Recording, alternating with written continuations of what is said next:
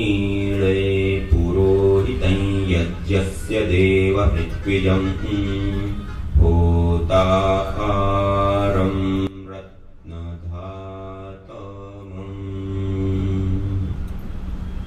सर्वरक्षक परम पिता परमात्मा को, प्रभु को कृतज्ञता पूर्वक नमन वंदन प्रणाम करते हुए, और आज हम जिस प्रांगण में बैठे हैं, हमारे इस वैदिक संस्थान ओढ़व और सारे ट्रस्टीगण और सारे आप योगी साधक यात्रिक भाई बहनों को मैं कोटि कोटि प्रणाम करता हूँ, नमन करता हूँ, वंदन करता हूँ।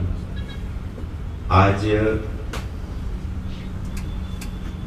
इस पावन अवसर पर सायंकालीन इस विशेष सत्र में हम सब जो अपने जीवन में कभी न कभी हमने यज्ञ किया है या देखा है, उसके बारे में बहुत कुछ सुना है, उसी यज्ञ को आज हम छोटा सा करेंगे भी और उसके बारे में जानेंगे।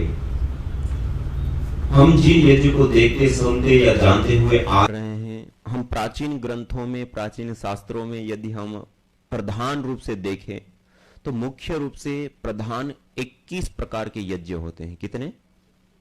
21। उसमें कुछ नित्य यज्ञ होते हैं जैसे पंच महायज्ञ, कुछ नैमित्तिक यज्ञ होते हैं किसी निमित्त विषय से करते, जैसे 16 संस्कारों में दीपावली होली पर नव सस्य जब हमारे पास आते हैं तब हम करते हैं, या वास्तु हवन, भवन उद्घाटन आदि, ये सारे नैमित्तिक। और कुछ काम्य यज्ञ होते हैं किसी कामना विशेष से प्रवृत्त होकर के, जब हम किसी संकल्प विशेष से प्रवृत्त होकर के जो हम यज्ञ करते हैं उसको काम्य। जैसे हम रामायण आदि में देखें तो विशेष रूप से प्रभु श्री राम का जन्म, राजा ने महर्षि शंग के पौरोहित्य में पुत्र कामेष्टि यज्ञ का अनुष्ठान किया और पुत्र रत्न जैसे राम जैसे पुत्र की प्राप्ति हुई, पुत्र कामेष्टि यज्ञ किया। श्री कामो यजेत, पुत्र कामो यजेत, स्वर्ग कामो यजेत, किसी कामना विशेष से प्रवृत्त होकर के जो यज्ञ करते हैं। ऐसे 3 कैटेगरी में हम उस 21 प्रकार के प्रधान यज्ञ को बांट सकते हैं। वैसे वो बहुत अलग अलग और भी यज्ञों की परंपरा रही है। आज हम जिस यज्ञ की चर्चा करेंगे, 2 यज्ञ, एक देव यज्ञ और एक चिकित्सा यज्ञ। कौन कौन से यज्ञ? चिकित्सा यज्ञ। ये 2 के बारे में हम जानने का प्रयास करेंगे और फिर अपन लोग करेंगे भी कि इसको कैसे करते हैं। जब हम देव यज्ञ और चिकित्सा यज्ञ हम करते हैं तो उसकी प्रोसेस क्या होती है कि हम अग्नि को प्रदीप्त करते हैं और प्रदीप्त अग्नि के अंदर हम गाय का घी और अलग अलग जड़ी बूटियों की आहुतियां देकर के इस यज्ञ को हम संपन्न करते हैं। ये जब प्रोसेस हम करते हैं तो इसमें क्या होता है, अग्नि के अंदर चीजें क्या हो रही हैं? जल रही है, उसका दहन हो रहा है। जब चीजें जलती हैं तो क्या होती हैं? रूपांतरित होती है। सामान्य व्यक्ति देखता क्या कहता है कि ये तो नष्ट हो गया। नष्ट शब्द जो हम बोल रहे हैं उसका भी अर्थ क्या होता है? नस अदर्शने, नासह कारण लय, अपने कारण में लय हो जाना, रूपांतरित हो जाना। नाश शब्द का अर्थ हम सर्वथा अभाव लेते हैं, उसका सर्वथा अभाव नहीं, अभी तो रूपांतरित हो गया। जैसे पानी है हमारे पास, इसको देख सकते हैं, छू सकते हैं, वेट कर सकते हैं, लेकिन 100 डिग्री पर गर्म कर देंगे तो क्या हो जाएगा? वाष्प बन जाएगा। पहले द्रव रूप में था, अब गैस फॉर्म में आ गया। उसी को -, डिग्री पे ले जाओ तो ठोस रूप में आ जाएगा। है वही चीज लेकिन अपने फॉर्म को बदल रही। ऐसे ही धरती पर का कोई भी पदार्थ उसका सर्वथा अभाव नहीं होता है, वो रूपांतरित होता है। क्या होता है? ठोस से द्रव, द्रव से गैस, अलग अलग रूपों में। अग्नि के अंदर जो चीजें जलाई जाती हैं या जलती हैं वो रूपांतरित होती हैं। जब वो रूपांतरित होती है तो 3 रूपों में रूपांतरित होती है कोई भी चीज। एक गैस फॉर्म में, दूसरा पार्टिकल्स के रूप में, और तीसरा एनर्जी, ऊर्जा, शक्ति के रूप में। मैटर से एनर्जी, एनर्जी से मैटर, जो आधुनिक साइंस मानते हैं। माने 3 चीजों में वो रूपांतरित होता है। जब ये 3 चीजों में वो रूपांतरित होता है तो उसके अलग अलग हमें लाभ प्राप्त होते हैं। जैसे गाय का घी है, गाय का घी को हम प्रधान रूप से, गाय के घी के बिना यज्ञ नहीं होता। गाय का घी को जब हम जलाते हैं तो मल्टीपल, कई गुना वो बढ़ जाता है जब गैस फॉर्म में वो कन्वर्ट होता है। 1864 गुना बढ़ जाता है। कितना? कई गुना। मानी 1 ग्राम मात्र गाय के घी की हम आहुति देते हैं तो 1 लीटर 864 ml गैस हमें मिलती है। गाय के घी के अंदर सैचुरेटिव फैटी एसिड होता है, उसके जलने पर कीटोन्स बनते हैं और कीटोन्स के टूटने पर कार्बन की अपेक्षा 6 गुना ज्यादा हमें ऑक्सीजन भी मिलती है। उसके साथ साथ जब डिफरेंट डिफरेंट हम जड़ी बूटियों को भी जलाते हैं, उनके अपने एरोमेटिक्स ऑयल्स होते हैं, मेडिसिनल कंपोनेंट्स होते हैं, वो भी चीजें साथ में वायु के अंदर आती है, गैस फॉर्म में कन्वर्ट होती है। सामान्य रूप से हम देखें तो थोड़ा सा दिया हुआ भी, कहते हैं ना यज्ञ में थोड़ा दिया हुआ भी अनंत गुना होकर के हमें लाभ देता है। कैसे देता है? 1 ग्राम घी 1 लीटर 864 ml गैस में कितना गुना बढ़ गया। अब आप विचार कीजिए, हम सामान्य रूप से कमरों में रूम स्प्रे का प्रयोग बहुत सारे लोग करते हैं। छोटा सा कमरा हो और 300-350 ml का एक हमारे पास रूम स्प्रे हो तो लगभग साल भर चल जाता है। उस कमरे को हम सुगंधित करते हैं। कितनी गैस से? 300-350 ml। ये क्या होता है कि एडिशनल पार्टिकल मात्र होते हैं और कुछ नहीं होता है।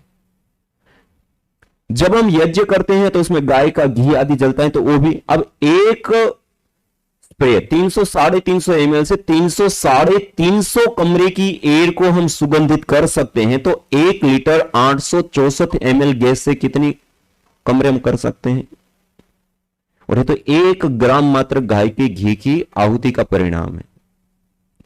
और उतना ही नहीं, वहां तक सीमित नहीं होता है, उसके बाद भी एक फोटोकेमिकल प्रोसेस होता है। बहुत एक महत्वपूर्ण प्रक्रिया होती है कि जिस अथाह वायु के समुद्र के अंदर हम रहते हैं, यह जो वायुमंडल है उसके अंदर बहुत सारी प्रकार की अलग अलग डिफरेंट डिफरेंट गैसें हैं ना। वायु किसको कहते हैं? बहुत सारी गैसों के समुदाय को हम क्या कहते हैं? वायु। ये वायु के अंदर बहुत सारी गैसें होती हैं और हम जब यज्ञ करते हैं तो विशेष कुछ गैसों का हम निर्माण करते हैं। ये जब वायु के अंदर जाता है तो उसके उपरांत एक फोटोकेमिकल प्रोसेस चलता है। गैस गैस आपस में मिलने पर और निश्चित टेम्परेचर मिलने पर उसके बॉन्ड टूटते हैं, बनते हैं, टूटते हैं, बनते हैं, जिसके परिणाम स्वरूप जो हानिकारक गैसें होती हैं वो न्यूट्रलाइज होती हैं और एक बहुत बड़ा प्रभाव लेता है। वैसे ही 1 ग्राम घी डाला, वो भी 1 litre 864 ml gas, 300-350 ml gas से 300-350 कमरे हम सुगंधित कर सकते हैं। तो 1 लीटर 864 ml से कितने कमरे सुगंधित कर सकते हैं? उसके बाद ये जो फोटोकेमिकल प्रोसेस होता है वो भी महत्वपूर्ण अपनी भूमिका निभाता है। एक उदाहरण के लिए, समझने के लिए, कि मान लो कि हमारे पास 10, 20, 50 हजार लीटर दूध है। 50 हजार लीटर दूध है, बहुत बड़ा विशाल होगा ना। उसके अंदर हम 1 ग्राम मात्र कोई खट्टी चीज या दही डाल दे तो वो क्या होगा? दूध का थोड़ी देर में देखेंगे तो कुछ नहीं मिलेगा, लेकिन कुछ समय के बाद देखेंगे तो या तो फट जाएगा या दही के रूप में कन्वर्ट हो जाएगा, चाहे कितना भी हो। ऐसे ही जब हम सुबह प्रातःकाल सायंकाल जो हवन करते हैं, उस हवन करके जो कुछ विशेष गैसें निर्मित करते हैं, वो कुछ भी, अब 1 ग्राम घी से इतनी बड़ी मात्रा में गैसें बनती है। हम 20, 25, 30, 50, 100 ग्राम घी से हवन करते हो तो कितनी गैस हुई? वो छोटा भी बहुत बड़ा है।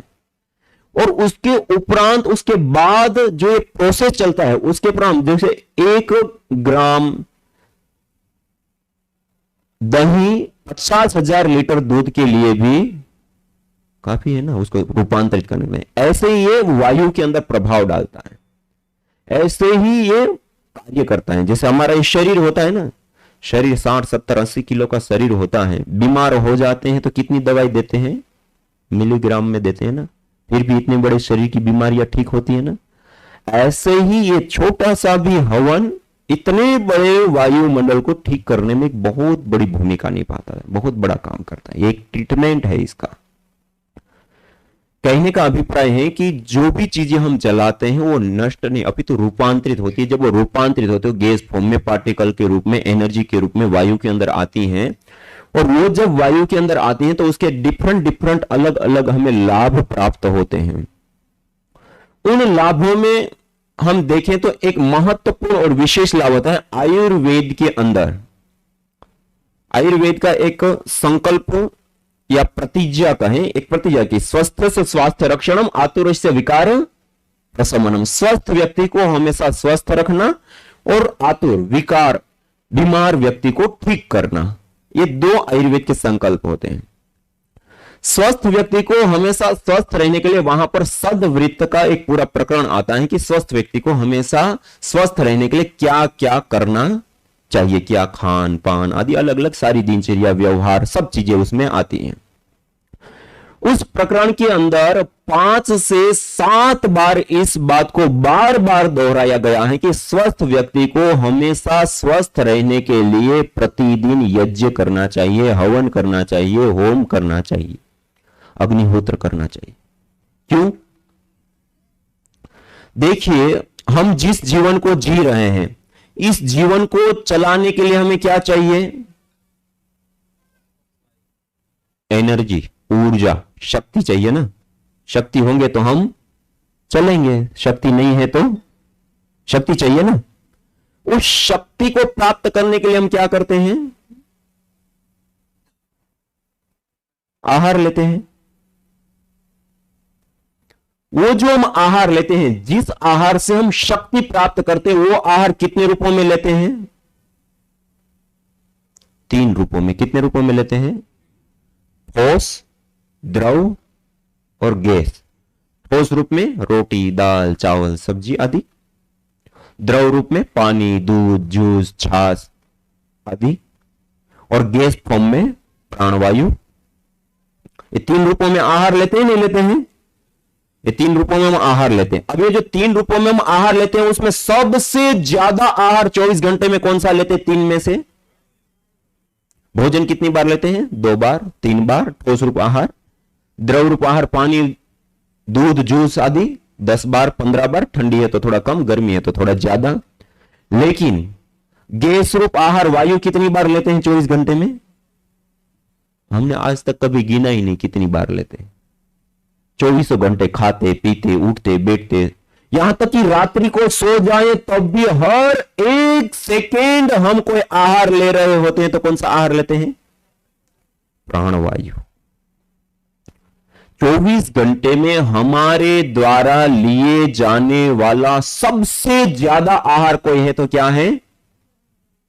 अब इंपॉर्टेंट आहार देखिए, महत्वपूर्ण आहार 3 में से कौन सा होता है? हम ठोस रूप आहार रोटी, दाल, चावल, सब्जी आदि लेना छोड़ दे तब भी हम 2 से 3 महीना जीवित रह सकते हैं।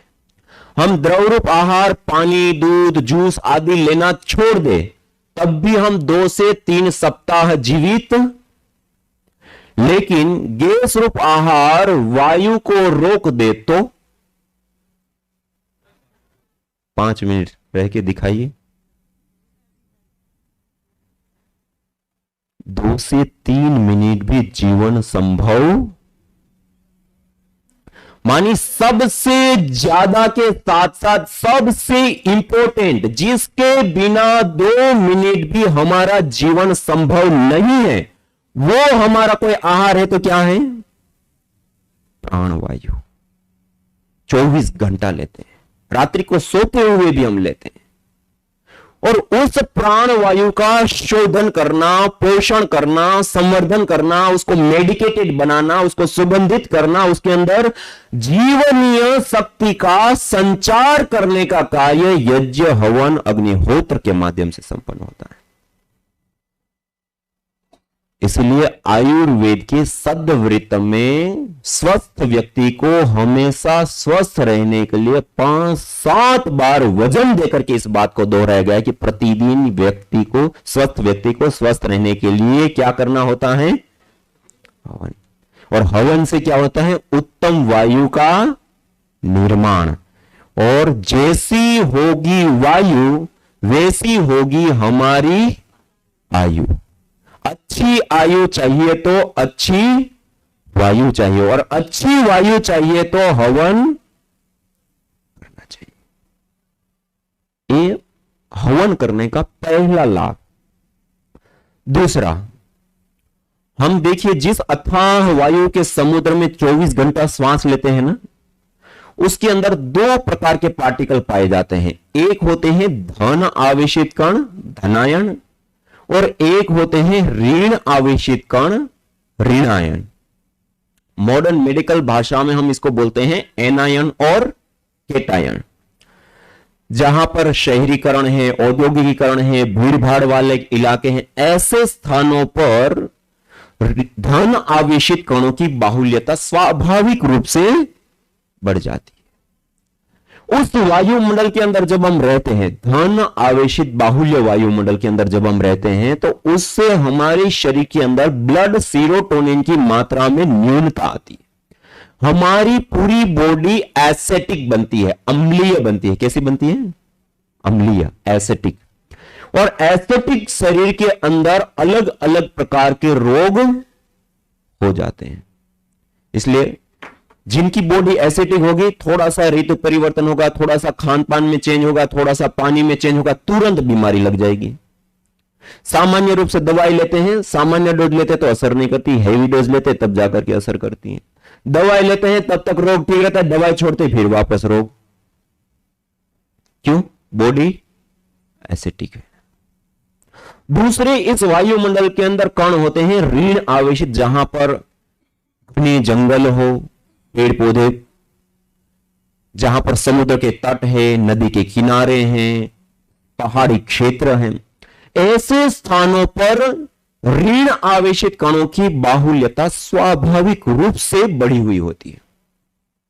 हम उस वायुमंडल के अंदर जब हम रहते हैं तो सहज रूप से दो विशेष लाभ हमें प्राप्त होते हैं। एक, आप सबका अनुभव होगा, जब हम हिमालय जैसे पहाड़ी क्षेत्र में जाएं, नदियों के किनारे पे जाएं, घना जंगल हो ऐसे स्थान पे जाएं, समुद्र के तट पे जाएं, तो कैसा लगता है हमें? कैसा लगता है? अच्छा लगता है। ये अच्छा लगना क्या है? अच्छा लगता है, प्रसन्नता आती है, दुख की वृत्तियां गायब हो जाती है।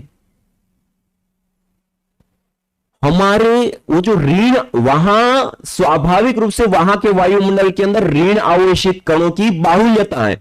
उसमें जब हम श्वास प्रश्वास की क्रिया करते हैं तो हमारे हार्मोन्स को एकदम से वो चेंज कर देता है। स्ट्रेस हार्मोन्स को डाउन ला जाता है और गुड हार्मोन्स को बढ़ा देता है। हार्मोन्स चेंज होते ही स्ट्रेस, तनाव, डिप्रेशन, ये सारी चीजें दूर, और हमें सारी चीजें अच्छी लगने लगती है, अच्छी की फीलिंग आने लगती है। ये एक स्वाभाविक रूप से लाभ होता है। और एक दूसरा, उस वायुमंडल में निरंतर रहने से शरीर के अंदर ब्लड सीरोटोनिन की मात्रा में वृद्धि होती है, जिसके परिणाम स्वरूप हमारी पूरी बॉडी अल्कलाइन हो जाती है, क्षारीय हो जाती है, और क्षारीय शरीर में कोई रोग होता ही नहीं है।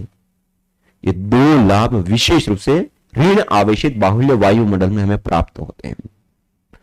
ये छोटा सा हवन यज्ञ जिस स्थान पर प्रतिदिन किया जाता है, वहां के एटमॉस्फेयर के अंदर, वायुमंडल के अंदर भारी मात्रा में ऋण आवेशित कणों की बाहुल्यता स्वाभाविक रूप से बढ़ जाती है। हम ये छोटा सा यज्ञ करके अपने घर के वायुमंडल को, जंगल जैसा वायुमंडल, जो घना जंगल हो और वहां का जो वायुमंडल है, ऐसा वायुमंडल हम अपने हाथों से 5 से 7 मिनट यज्ञ करके अपने घर के अंदर निर्मित कर सकते हैं। और उस वायुमंडल के अंदर रह करके एक हमारे गुड हार्मोन्स बनाना और दूसरा बॉडी को अल्कलाइन बनाना, ये दोनों ही कार्यों को भली प्रकार से हम सिद्ध कर सकते हैं। दो लाभ विशेष। ये दूसरा यज्ञ करने पर इसका दूसरा लाभ हुआ। तीसरा और महत्वपूर्ण एक विशेष लाभ, देखिए अभी आप सबको मालूम है, पिछले दिनों में कोरोना काल में बहुत बड़ी मात्रा में लोग प्रभावित हुए। आज भी बहुत सारे लोगों ने मास्क लगाए हुए हैं। क्यों? डरे हुए हैं। किस चीज से? बैक्टीरिया, वायरस, फंगस, उससे क्या होता है? Communicable disease. आज वर्ल्ड की, दुनिया की सबसे बड़ी जो हेल्थ की संस्थाएं हैं, उनकी रिसर्च बताती है कि दुनिया में सबसे तेजी से वर्तमान में बढ़ने वाले कोई रोग है तो communicable disease, bacteria, virus, fungus जनित बीमारियां। और पूरी दुनिया में केवल मात्र कम्युनिकेबल डिजीज के कारण हम भारत में जितने रुपए का अन्न नहीं खाते हैं, उससे कई गुना ज्यादा रुपए का हम पूरी दुनिया में दवाइयां खा जाते हैं। और उसके बावजूद 2.25 करोड़ लोगों की जान चली जाती है। कितने लोग? 2.25 करोड़ लोग। अहमदाबाद में कितने लोग रहते हैं? 70 लाख। 2.25 करोड़ लोग, ऐसा 2 सिटी चले जाते हैं। इतने लोग मौत के घाट उतर जाते दवाइयां खाने के बाद। और इस कम्युनिकेबल डिजीज को फैलाने के बहुत सारे साधन हैं, उसमें से एक सबसे बड़ा साधन है जो आज हमारे सबके हाथ में है, मोबाइल। मोबाइल को हम दिन में कितनी बार छूते हैं? एक व्यक्ति बता सकता है? हर चीज को छुए, मोबाइल को छुए, हर चीज को छुए, मोबाइल को छुए, हर चीज को छुए, मोबाइल को छुए, पता है? और दिन भर में उसकी अच्छे से सफाई कितनी बार करते हैं? मुश्किल से एक आध बार भी कोई करता होगा तो, वरना एक बार भी नहीं करते। अभी एक रिसर्च स्टडी हुई, कुछ ऑपरेशन करने वाले डॉक्टर्स, कुछ ओपीडी चलाने वाले डॉक्टर, कुछ ड्राइवर, कुछ ऑफिस में बैठने वाले लोग, कुछ अलग अलग प्रकार के ठेला दुकान, ऐसे ऐसे अलग अलग लोगों के मोबाइल लिए गए और उसको स्वाइप करके माइक्रोबायोलॉजी लैब के अंदर टेस्ट किया गया। हमारे घर के अंदर टॉयलेट सीट होती है ना, उसके ऊपर भी जितने खतरनाक और बड़ी मात्रा में बैक्टीरिया नहीं होते हैं जानलेवा, उससे भी बड़ी मात्रा में बैक्टीरिया हमारे मोबाइल और मोबाइल के कवरों के ऊपर पाए गए, और हम खाते हुए भी नहीं छोड़ते। और कम्युनिकेबल डिजीज को फैलाने का सबसे बड़ा साधन सार्वजनिक स्थान होते, हर व्यक्ति आता है दरवाजे के हैंडल को छूता है, ग्रिल, सीढ़ी चढ़ते उतरते ग्रिल होती, हर व्यक्ति आंख बंद करके उसके ऊपर हाथ लगाता है। ऐसी कितनी सारी ऐसी चीजें होती हैं जो एक कम्युनिकेबल डिजीज को बढ़ाती हैं, और इतनी बड़ी मात्रा में हानि हो रही है। और आपको जानकर के आश्चर्य होगा, ये पिछले कोरोना काल में इसके ऊपर खूब सारी रिसर्च की गई, खूब सारे परीक्षण किए गए। ये जो हम हवन करते हैं ना, गाय का घी और अलग अलग जड़ी बूटियों को जलाने पर जो धूम्र उठता है, उस धूम्र को केमिस्ट्री लैब की एक एडवांस टेक्नोलॉजी होती है, GC-MS gas chromatography mass spectroscopy. जब हम मॉडर्न मेडिकल साइंस में एविडेंस बेस्ड मेडिसिन बनाते हैं, तब इस टेक्नोलॉजी का प्रयोग करते हैं। उसमें इस यज्ञ के धूम्र को एनालाइज किया। आपको जानकर के आश्चर्य होगा, इस यज्ञ के धूम्र के अंदर भारी मात्रा में माइक्रोबायल एक्टिविटी देने वाले कंपोनेंट्स पाए गए। उसके बाद माइक्रोबायोलॉजी लैब के अंदर जिस बैक्टीरिया, वायरस, फंगस से हम प्रभावित होते हैं, बीमारियां हो जाती है, इतनी बड़ी मात्रा में लोगों की जान चली जाती है, उसके लिए जो कारणभूत बैक्टीरिया, वायरस, फंगस होते हैं उसको लिया और यह हवन के धूम्र को उसको दिया गया। आपको जानकर के आश्चर्य होगा, एक बार मात्र के यज्ञ के धूम्र से 65% से 96% बैक्टीरिया, वायरस, फंगस आदि नष्ट हो गए। और उसके उपरांत जहां पर ऐसे कम्युनिकेबल डिजीज फैलने के सबसे बड़े केंद्र होते हैं, होटल्स या गेस्ट हाउस, जहां व्यक्ति आता है, रुकते हैं, चले जाते हैं, ऐसे स्थानों पर और भी प्रैक्टिकली अनुभव किए हुए, कोई IITs के साथ मिलकर के कुछ परीक्षण किए हुए, और इस सारी रिसर्च डाटा को एनालाइज करके एक रिसर्च पेपर के रूप में दिया गया। और जब हम मॉडर्न मेडिकल साइंस में एविडेंस बेस्ड मेडिसिन बनाते हैं, तब जिन इंटरनेशनल संस्थानों को हम इस चीज को भेजते हैं, उनको भेजा गया। आपको जानकर के अपनी संस्कृति के प्रति गर्व होगा कि 2-3 महीने पहले यह रिसर्च पेपर पब्लिश हुआ कि ये छोटी सी विद्या को यदि लोगों को सिखा दे, बता दे और समझा दे कि कुछ विशेष जड़ी बूटियों को अग्नि में डाल करके उसका धूम्र करें, तो हम 2.25 करोड़ लोगों की जान बचा सकते हैं और हजारों करोड़ रुपए का जो खर्च होता है उसको बचा सकते हैं। इतनी बड़ी चीज है। ये तीसरा महत्वपूर्ण विशेष लाभ। इससे अतिरिक्त एक और विशेष लाभ हमें प्राप्त होता है। आज देखिए, हम मोबाइल, लैपटॉप, टीवी, कंप्यूटर और भी बहुत सारे अपने घर के अंदर इलेक्ट्रॉनिक उपकरण, दीवारों में बोर्ड्स लगे हैं, एलईडी लाइट्स लगे हैं, केबल्स बिछे हुए हैं, हम कितनी सारी इलेक्ट्रॉनिक चीजों का प्रयोग कर रहे हैं और आज कार्बनिक पदार्थों का भी हम प्रयोग कर रहे हैं। ये सारी चीजें रेडिएशन छोड़ती हैं। क्या करती हैं? आज हम एक घने रेडिएशन के जाल के बीच में जी रहे हैं। अदृष्ट नेट, वैसे भी हम नेट बोलते हैं। नेट क्या होता है हिंदी में? कहो तो जाल। एक जाल के बीच में हम जी रहे हैं।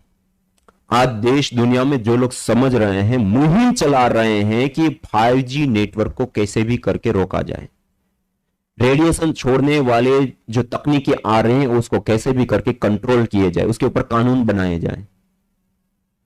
आज इस रेडिएशन के कारण हम न्यूरॉन्स होते हैं वो डैमेज हो रहे हैं। भारी मात्रा MND, MD जैसी बीमारियां, खतरनाक ऑटोइम्यून डिजीज हो जाती है। अधिक रेडिएशन वाले वायुमंडल में रहने से कैंसर जैसी घातक बीमारियां हो जा रही हैं। हमारे सेल्स और न्यूरॉन्स डैमेज होते हैं। छोटी छोटी चिड़िया, मधुमक्खियां विलुप्त हो रही है रेडिएशन के कारण। कितना बड़ा दुष्प्रभाव। चिड़चिड़ापन हो जाता है ज्यादा नेटवर्क वाले। जयपुर यूनिवर्सिटी राजस्थान में डॉक्टर वाई विजय जी और CPCB central control pollution board Delhi में डॉक्टर ममता सक्सेना जी, ये दोनों ही संस्थान की रिपोर्ट बताती हैं हवन करने पर ऑर्गेनिक मॉलिक्यूल्स वायु के अंदर आते हैं। जो छोटे छोटे कण होते हैं ना, हवन करने पर वायु में आ जाते हैं। ऑर्गेनिक मॉलिक्यूल्स वायु के अंदर आते हैं और उसके वायु के अंदर आने पर जो हानिकारक एटॉमिक रेडिएशन में जो बीटा रेडिएशन होता है, जो सबसे खतरनाक, घातक और हमारे व्यवहार में आने वाला रेडिएशन, और इलेक्ट्रोमैग्नेटिक रेडिएशन, दोनों ही प्रकार के रेडिएशन की रेंज को यज्ञ के ये ऑर्गेनिक मॉलिक्यूल्स तोड़ देते हैं। इतना यज्ञ कर लो, पूरे परिवार को रेडिएशन से बचा सकते हो। पूरे परिवार को communicable disease, bacteria, virus, fungus से हम बचा सकते हैं। और इसके साथ साथ एक महत्वपूर्ण और विशेष लाभ देखिए, आज वायु प्रदूषण एक पूरी दुनिया की सबसे बड़ी समस्या बनी हुई है।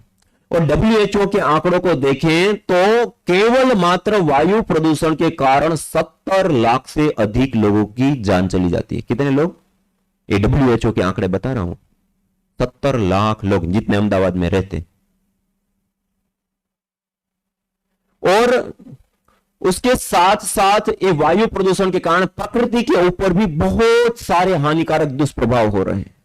पेड़ पौधे, प्रजातियां, कितनी 40 से ज्यादा प्रजातियां विलुप्त हो गई पेड़ पौधों की, ये वायु प्रदूषण के कारण। हमारे अस्थमा, दमा, कैंसर जैसी बीमारियां भी देता है। नासा के एक अंतरिक्ष वैज्ञानिक डॉक्टर ओम प्रकाश पांडे, उन्होंने कई सारे यज्ञ के ऊपर परीक्षण किए और उस परीक्षण के आधार पर उन्होंने एक विशेष निष्कर्ष बताया कि यज्ञ करने से एथिलीन ऑक्साइड, प्रोपेलिन ऑक्साइड से लेकर के डिफरेंट गैसों का विशेष रूप से निर्माण होता है। वो जब वायु के अंदर आ जाती हैं तो वायु के अंदर पहले से ही बहुत सारी गैसें मौजूद होती है। दोनों ही गैसें जब आपस में मिलती है और एक निश्चित टेम्परेचर मिलने पर उसके बॉन्ड टूटते हैं, बनते हैं, टूटते हैं, बनते हैं, और जो SOX, NOx, CFC, क्लोरोफ्लोरोकार्बन, जो हानिकारक गैसें हम जिसको कहते हैं, जिसको पोल्यूटेंट गैसें हम कहते हैं, जो हार्मफुल गैसें हैं, जिसके कारण से 70 लाख से अधिक लोगों की जान चली जाती है, वो गैसें भी इस फोटोकेमिकल प्रोसेस के परिणाम स्वरूप न्यूट्रलाइज हो जाती है, खत्म हो जाती है, दूर हो जाती है। और एक विशेष परीक्षण में उन्होंने बताया कि बड़े यज्ञ जो किए जाते हैं उससे अंतरिक्ष में भी बड़े पॉजिटिव प्रभाव आते हैं। और भारत की कुछ, दक्षिण भारत की कुछ संस्थानों के साथ मिलकर के उन्होंने परीक्षण किए और उस परीक्षण में उन्होंने बताया कि एक बार किया हुआ यज्ञ 100 यार्ड क्षेत्र, 100 मीटर का जो अराउंड क्षेत्र होता है, उतने एरिया के अंदर आने वाले एक सप्ताह पर्यंत भी यदि पोल्यूटेंट गैसें, हार्मफुल गैसें वहां आती हैं तो उसको भी न्यूट्रलाइज करने की शक्ति, सामर्थ्य रखता है। और ये भारत के नहीं, अंतरिक्ष के वैज्ञानिक बोल रहे हैं। और ऐसे भारत की भी बहुत सारी रिपोर्टें हैं, बाहर की भी बहुत सारी रिपोर्टें हैं, लेकिन ये जो मैंने उदाहरण बताया एक बहुत माने जाने वाले एक बड़े साइंटिस्ट जिसको कहते हैं उसकी मैं आपके सामने बात रखी। बाकी कितनी सारी यूनिवर्सिटियों का, कितनी सारी रिसर्चों का ये रिपोर्ट है कि SOX, NOx, CFC और छोटे छोटे जो पार्टिकल होते हैं PM2.5, PM10, ये सारे पोल्यूटेंट चीजें कम होती हैं यज्ञ करने पर, हवन करने पर। माने इतना छोटा सा यज्ञ यदि परिवार में कर लिया जाए तो हम पूरे परिवार को हानिकारक प्रदूषक तत्वों से भी बचा सकते हैं। ये इतनी बड़ी विद्या है। छोटे छोटे लोगों को यदि हम सिखा दे, बता दे, तो 70 लाख से लोगों को खाली वायु प्रदूषण से, मौत से बचा सकते हैं। ये डिफरेंट डिफरेंट कॉमन हमने लाभ देखे। कितने लाभ हो गए हैं? सबसे पहला लाभ क्या बताया था? आयु, वायुमंडल के अंदर ये विशेष प्रभाव डालता है, उसको जीवनीय शक्ति से युक्त करता है। और हमारा सबसे ज्यादा और इंपॉर्टेंट आहार कोई होता है तो क्या होता है? प्राणवायु। और उसका निर्माण होता है जिससे हमें लंबी आयु मिलती है, स्वस्थ आयु मिलती है। दूसरा लाभ मैंने क्या बताया था? वायुमंडल के अंदर ऋण आवेशित कणों को बढ़ाता है। ऋण आवेशित कण वाले वायुमंडल में रहने से हमारे गुड हार्मोन्स बनते हैं। और दूसरा, बॉडी अल्कलाइन होती है तो कोई रोग होता नहीं। रेडिएशन से भी हमें बचाता है, वायु प्रदूषण से भी हमें बचाता है, communicable disease, bacteria, virus, fungus से भी हमें। ये कई सारे ऐसे, और ये एक एक लाभ को भी हम खाली देखें तो कितने बड़े बड़े लाभ हैं, ये छोटे नहीं है। और ये एक साथ हमें प्राप्त होते, एक ही विद्या को प्राप्त करने से। इन सारे लाभों के साथ, ये तो कॉमन लाभ है, कोई भी करेगा, कभी भी करेगा, ये लाभों को प्राप्त करेगा। इसके साथ साथ एक विशेष लाभ हमें प्राप्त होता है, वो होता है चिकित्सा लाभ। कौन सा लाभ? चिकित्सा लाभ। आयुर्वेद के अंदर 3 प्रकार की चिकित्साओं का वर्णन मिलता है। कितने प्रकार की? एक होती है देव व्यपास्य चिकित्सा, एक युक्ति व्यपास्य चिकित्सा, और एक सत्वावजयी चिकित्सा। यज्ञ को देव व्यपास्य चिकित्सा कहते हैं। और इसके विषय में विशेष रूप से बताया, यया प्रयुक्त्या चेष्ट्या राजयक्ष्मा पुराजित ताम वेद विहिताम आरोग्यार्थी प्रयोजयेत। जब बीमारी की अवस्था बढ़ चुकी है, बिगड़ चुकी है, अलग अलग दवाइयां लेने पर भी अब कंट्रोल में नहीं आ रही है, तो आरोग्यार्थी वेद विहित यज्ञ का अनुष्ठान करके उस बीमारी को जीते। और अथर्ववेद में विशेष रूप से बताया, यदि क्षितायुर यदि वा परेतो यदि मृत्योरंतिकम नित एव तमाहरा में अस्पार्शमेनम सत सारदाय। यदि व्यक्ति की आयु क्षीण हो चुकी, उनकी धातु क्षीण हो चुकी, उनके प्राण क्षीण हो चुके, अब लंबी आयु नहीं दिख रही है, मौत सामने खड़ी हुई है, तमाहरामी निर्तेर अस्पार्शमेनम सत सारदाय, उसकी भी मैं उस बीमारी से, उस रोग से बाहर लाता हूं और 100 साल की निरोग आयु प्रदान करता हूं। अथर्ववेद में भी विशेष रूप से बताया। इसी प्रकार आयुर्वेदेषु यत् प्रोक्तम यस्य रोगस्य भेषजम तस्य रोगस्य शांत्यर्थम तेन तेनेव होमेत। आयुर्वेद में जिन रोगों के शमन के लिए जिन जिन औषधियों का हम सेवन करते हैं, उन्हीं से हवन, होम, अग्निहोत्र करने पर वह रोग हमारे शांत होते, दूर होते, नष्ट होते। इदम हवीर यातु धाना नदी फेनम इमा वहद। जैसे नदी का पानी झाग को बहा ले जाता है, कचरे को बहा ले जाता है, ऐसे ही ये यज्ञ में दी हुई हवि यातनादायक रोगों को, बीमारियों को बहा ले जाती है। इस शास्त्रों में जो अलग अलग चिकित्सा के विषय में जो वर्णन प्राप्त होता है, उसी आधार पे कुछ अलग अलग औषधियां, अलग अलग जड़ी बूटियां, उसको लेकर के PRI पतंजलि रिसर्च इंस्टीट्यूट में परम पूज्य श्रद्धेय स्वामी जी महाराज और परम पूज्य श्रद्धेय आचार्य श्री महाराज के मार्गदर्शन निर्देशन में कई सारे अनुसंधान हुए, रिसर्च हुए। उसमें ये जो हम अलग अलग औषधियों की जब अग्नि के अंदर आहुतियां देते हैं और जो धूम्र उठता है, उस धूम्र को जब हम मॉडर्न मेडिकल साइंस में एविडेंस बेस्ड मेडिसिन बनाते हैं और हाई इंपैक्ट फैक्टर के लेवल की जब हम रिसर्च स्टडी करते हैं, उसमें इस टेक्नोलॉजी का हम प्रयोग करते हैं। उस टेक्नोलॉजी का प्रयोग करके यज्ञ के धूम्र को एनालाइज किया गया। यज्ञ के धूम्र के अंदर डिफरेंट डिफरेंट प्रकार के विशेष आरोग्य देने वाले तत्व, मॉडर्न मेडिकल भाषा में हम कहें तो जब हम अपने बॉडी को डिटॉक्सिक करने के लिए क्या लेते हैं, एंटीऑक्सीडेंट कंपोनेंट्स, वो भी इस यज्ञ के धूम्र के अंदर पाए गए। और संतुलित रूप से जब कोशिकाएं बढ़ जाती है, ट्यूमर गांठ बन जाती है, कैंसर हो जाता है, उसको रोकने वाले एंटी ट्यूबरकुल कंपोनेंट्स भी इस यज्ञ के धूम्र के अंदर पाए गए। कैंसर को ना होने देना या होने पर जो ट्रीटमेंट, उसको ट्रीट करने के लिए दवाइयां देते हैं, एंटी एंजियोजेनिक कंपोनेंट्स, वो भी इस यज्ञ के धूम्र के अंदर पाए गए। हमारे जीन्स में आने वाले बदलावों को रोकने वाले एंटी ब्यूटाजेनिक कंपोनेंट्स भी इसके अंदर पाए गए हैं। सूजन, दर्द, इंफेक्शन आदि को दूर करने वाले एंटी इंफ्लेमेटरी कंपोनेंट्स भी इसके अंदर पाए गए हैं। एंटी माइक्रोबायल कम्युनिकेबल डिजीज को ट्रीट करने के लिए जो हम दवाइयां खाते हैं, वो कंपोनेंट्स भी इसके अंदर पाए गए। ऐसे डिफरेंट डिफरेंट प्रकार की बीमारियों को ठीक करने के लिए जो हम दवाइयां खाते हैं, उसके अंदर जो ठोस रूप में जो कंपोनेंट्स होते हैं, वो गैस फॉर्म में अवेलेबल रूप में परमिसिबल लिमिट के अंदर यज्ञ के धूम्र के अंदर पाए जाते हैं। यज्ञ का धूम्र एक विशुद्ध मेडिसिन होता है, सामान्य धूम्र नहीं होता है, एक मेडिसिन होता है। और उसी अलग अलग प्रकार के अनुसंधानों के आधार पे आपको आश्चर्य होगा और गर्व भी होगा अपनी संस्कृति के प्रति।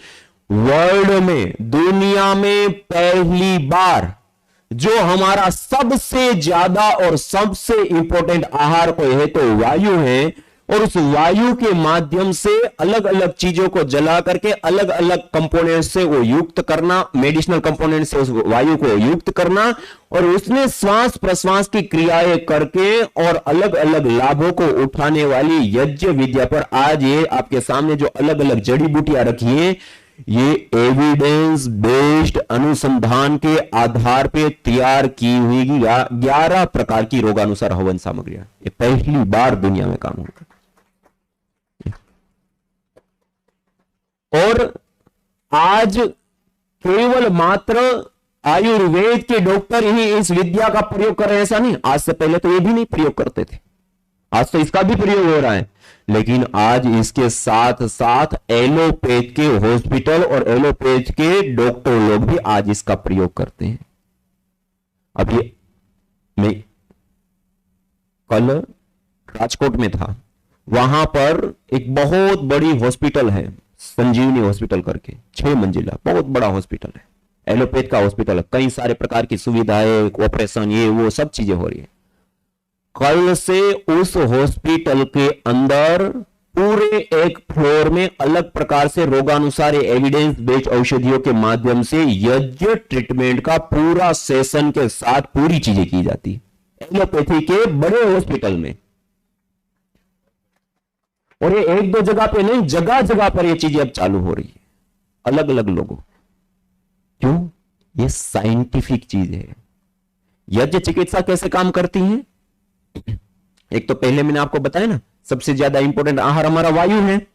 अब वो वायु, हमें जो दवाई लेनी है वो ठोस रूप में लेते हैं, उसको अग्नि के अंदर जलाया तो वो गैस फॉर्म में वायु में आई। वो पेशेंट 24 घंटा श्वास तो ले रहे हैं, उसके माध्यम से क्या हुआ, वो मेडिसिनल कंपोनेंट्स ब्लड तक, ब्लड के माध्यम से सेल्स तक और पूरे शरीर में चिकित्सा का काम करते हैं। दूसरा, जब हम हवन करते हैं तो गुगुस्टेरोल, परफ्राल, ऐसे कुछ विशेष कंपोनेंट्स होते हैं जो सोमनस्यकारी होते हैं, मन को प्रसन्न करने वाले, मन को आह्लादित करने वाले, गुड हार्मोन्स को बढ़ाने वाले, स्ट्रेस हार्मोन्स को डाउन लाने वाले। आप सबको मालूम है दुनिया की सबसे बड़ी बीमारी क्या है? Tension, stress, depression. और बड़ी बड़ी बीमारियों का कारण भी किसको माना जाता है? इसी चीज को। और हवन करने पर एक गुगुल, स्टेरोल, पॉरफ्राल, ये विशेष कंपोनेंट निर्मित होते हैं और उसको जब हम सूंघते हैं तो हमारी पिट्यूटरी ग्लैंड उससे सीधे प्रभावित होती है और गुड हार्मोन्स चालू हो जाते हैं और स्ट्रेस, तनाव, डिप्रेशन को एक झटके में दूर करते हैं। कोई भी बीमारी को ठीक करना आसान, सरल हो जाता है। इस रूप में भी वैद्य चिकित्सा हमारा ट्रीटमेंट करता है। इसके साथ साथ हम मंत्रों का पाठ करते हैं। जब हम मंत्र के पाठ पूर्वक, मंत्र के उच्चारण पूर्वक मंत्रों को सुनना, आपने देखा होगा ना, म्यूजिक थेरेपी सुना है, ध्वनि चिकित्सा, उससे क्या करते हैं, हीलिंग देते हैं, मन को रिलैक्स करते हैं, हार्मोन्स को कंट्रोल करते हैं, न्यूरॉन्स को ताकत देते हैं। हम जब यज्ञ करते हैं तो मंत्र का पाठ करते हैं, मंत्र का श्रवण करते हैं। आपको जानकर के आश्चर्य भी होगा और अपनी संस्कृति के प्रति गर्व भी होगा। आज इतना मॉडर्न मेडिकल साइंस आगे बढ़ चुका है, हमारे पास स्पेशल लैबे हैं, लेबोरेटरिया हैं, डॉक्टर है, साइंटिस्ट है, स्पेशलिस्ट डॉक्टर हैं, सब कुछ है, लेकिन आज भी हमारे पास न्यूरोकेमिकल्स को बैलेंस करने के लिए क्या है, कुछ नहीं है। और आपको जानकर के आश्चर्य हो गया कि विधि पूर्वक, मंत्रोच्चारण पूर्वक हवन करने पर हमारे न्यूरोकेमिकल्स भी बैलेंस हो जाते हैं। ये सबसे बड़ी बात है दुनिया की, न्यूरोकेमिकल्स बैलेंस होना। ये यज्ञ मंत्र पाठ पूर्वक करने, न्यूरोकेमिकल्स बैलेंस, और न्यूरोकेमिकल्स बैलेंस हो गया तो शरीर के अंदर किसी भी प्रकार का कोई भी चेंज लाना आसान, सरल होता है और कोई बीमारी तो होती ही नहीं है। बीमारी क्या है, न्यूरोकेमिकल्स का अनबैलेंस, ये सबसे बड़ा लाभ। तो न्यूरोकेमिकल्स को बैलेंस करके भी हमें, पीछे जितने भी युवा वर्ग में बैठे हैं वो कृपया, पीछे सारी कुर्सियां भर चुकी हैं। जो अपने आप को युवा समझते हैं या नजदीक आ जाए, 10-15 जन जल्दी से आ जाए, पीछे और भी लोग आ रहे हैं। 1 मिनट के अंदर ऐसे बहनों में भी जो खाली कुर्सियां पड़ी है, युवा इधर बैठ जाएंगे, बहनें भी वहां बैठ सकते हैं। 1 मिनट के अंदर कुछ बहनें भी यहाँ बैठ सकती हैं, जहाँ यज्ञ वेदी है वहां पर भी बैठ सकते हैं। इधर आ जाओ,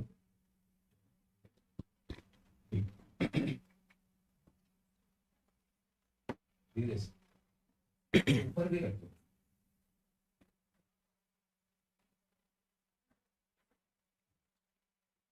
बहुत अच्छी, बहुत ठीक है। ठीक है सर।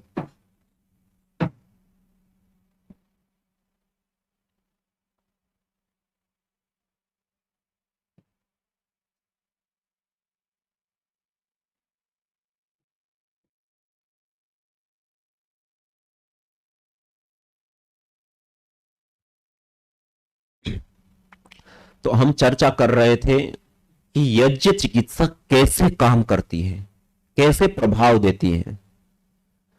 और उस प्रभाव में हम देख रहे थे, एक तो वायु के माध्यम से मेडिसिनल कंपोनेंट गए, उससे भी हमारी चिकित्सा होती है। दूसरा, सुगंधित तत्व गए, उससे हार्मोन्स के ऊपर प्रभाव होता है, उससे भी हमारी चिकित्सा होती है। हमारे न्यूरोकेमिकल बैलेंस होते हैं, मंत्र का पाठ आदि करते हैं, उससे भी हमारी चिकित्सा होती है। उसके साथ साथ एक महत्वपूर्ण विशेष, हम जब यज्ञ करते हैं कि एक श्रद्धा, एक भाव, एक श्रद्धा का एक अतिरेक होता है, एक अनुष्ठान का जो भाव होता है, उससे हम युक्त होते हैं, एक सत्व से युक्त होते हैं, उससे भी हमारी चिकित्सा होती है। और जब हम यज्ञ करते हैं, मैंने आपको कहा ना, वहां के वायुमंडल के अंदर ऋण आवेशित कणों की बाहुल्यता होती है, उसमें रहने से ब्लड सीरोटोनिन की मात्रा बढ़ती है। ब्लड सीरोटोनिन की मात्रा बढ़ने से बॉडी अल्कलाइन होती है, और अल्कलाइन शरीर के अंदर कोई रोग होता, और कितना भी बड़ा कोई रोग हो गया तो वो ठीक हो जाता है। आज इसके ऊपर बहुत बड़े शोध हुए हैं, और जिन्होंने शोध किया उसको बड़े बड़े अवार्ड भी प्राप्त हुए, और आज वो इसका मल्टीनेशनल कंपनियां बड़ा हुआ लाभ उठा रही है। आप सबके घरों में लगभग आरओ मशीन होगा, पहले वो लगवा दी, अब सबके घरों में लगा रहे हैं अल्कलाइन वाटर के मशीन। हमारे शरीर के अंदर 70% से अधिक पानी होता है। हम जो पानी पी रहे हैं उस पानी को यदि अल्कलाइन करके पिए तो पूरी बॉडी क्या हो जाएगी? अल्कलाइन। और अल्कलाइन शरीर में कोई रोग होगा, और उसमें कुछ रोग नाम गिना देते, घुटनों में दर्द नहीं होगा, कमर में दर्द नहीं होगा, चमड़ी में झुर्रियां नहीं पड़ेगी, आंखों की रोशनी कम नहीं होगी, बाल नहीं झड़ेंगे, बाल सफेद नहीं होंगे, एसिडिटी की, कॉन्स्टिपेशन, कब्ज की समस्या नहीं होगी, ऐसे ऐसे कुछ। तो व्यक्ति को ऐसा, मतलब ये सारे रोग ऐसे होते हैं कि हर घर में मिल ही जाएगा, और यही रोगों के नाम बताते। और होता भी ऐसा नहीं कि अल्कलाइन बॉडी होने से इसमें लाभ होता ही है, लेकिन ये सारी चीज बताता व्यक्ति को ऐसा लगता है कि एक छोटी सी मशीन लगा दे, पूरा परिवार इसका पानी पिएगा तो पूरे परिवार को लाभ होगा, तो इतने पैसे तो वैसे ही हॉस्पिटलों में चले जाते, उससे अच्छा है कि हम पहले से ही व्यवस्था। ऐसे करके आज लोग 2.5 से 3.5 लाख रुपए की मशीन लगा रहे हैं अपने घरों के अंदर। कैंगन वाटर की मशीन आती है, और वैसे पानी लेने जाओ तो 80 रुपए लीटर से लेकर के 200 रुपए लीटर तक मिलता है। अल्कलाइन वाटर मशीन लगाओ तो 2.5-3.5 लाख रुपए। अब वो 3.5 लाख रुपए की मशीन और 80 से 200 रुपए लीटर पानी जो निर्मित होता है, हम ये जो हवन करते हैं ना, यज्ञ करते हैं, तो वायु तो वैसे ही ऋण आवेशित करो तो उससे तो बॉडी अल्कलाइन होनी होनी है। लेकिन यदि पानी की भी बात करें तो हवन करने पर जो भस्म बचती है ना, ऐश, राख, भभूत, उसको थोड़ा सा छान करके रख लेते हैं, और 2 चुटकी भर 1 गिलास पानी में डालो, जो 3.5 लाख रुपए की मशीन अल्कलाइन पानी करके देगी, वो आपकी 2 चुटकी भस्म करके देगी। और अल्कलाइन ही नहीं, अल्कलाइन के साथ साथ उसके अंदर कैल्शियम, जो हड्डियां कमजोर हो जाती हैं, जोड़ कमजोर हो जाते हैं, दर्द देने लगते हैं, वो कैल्शियम भी आपको उसमें मिलेगा।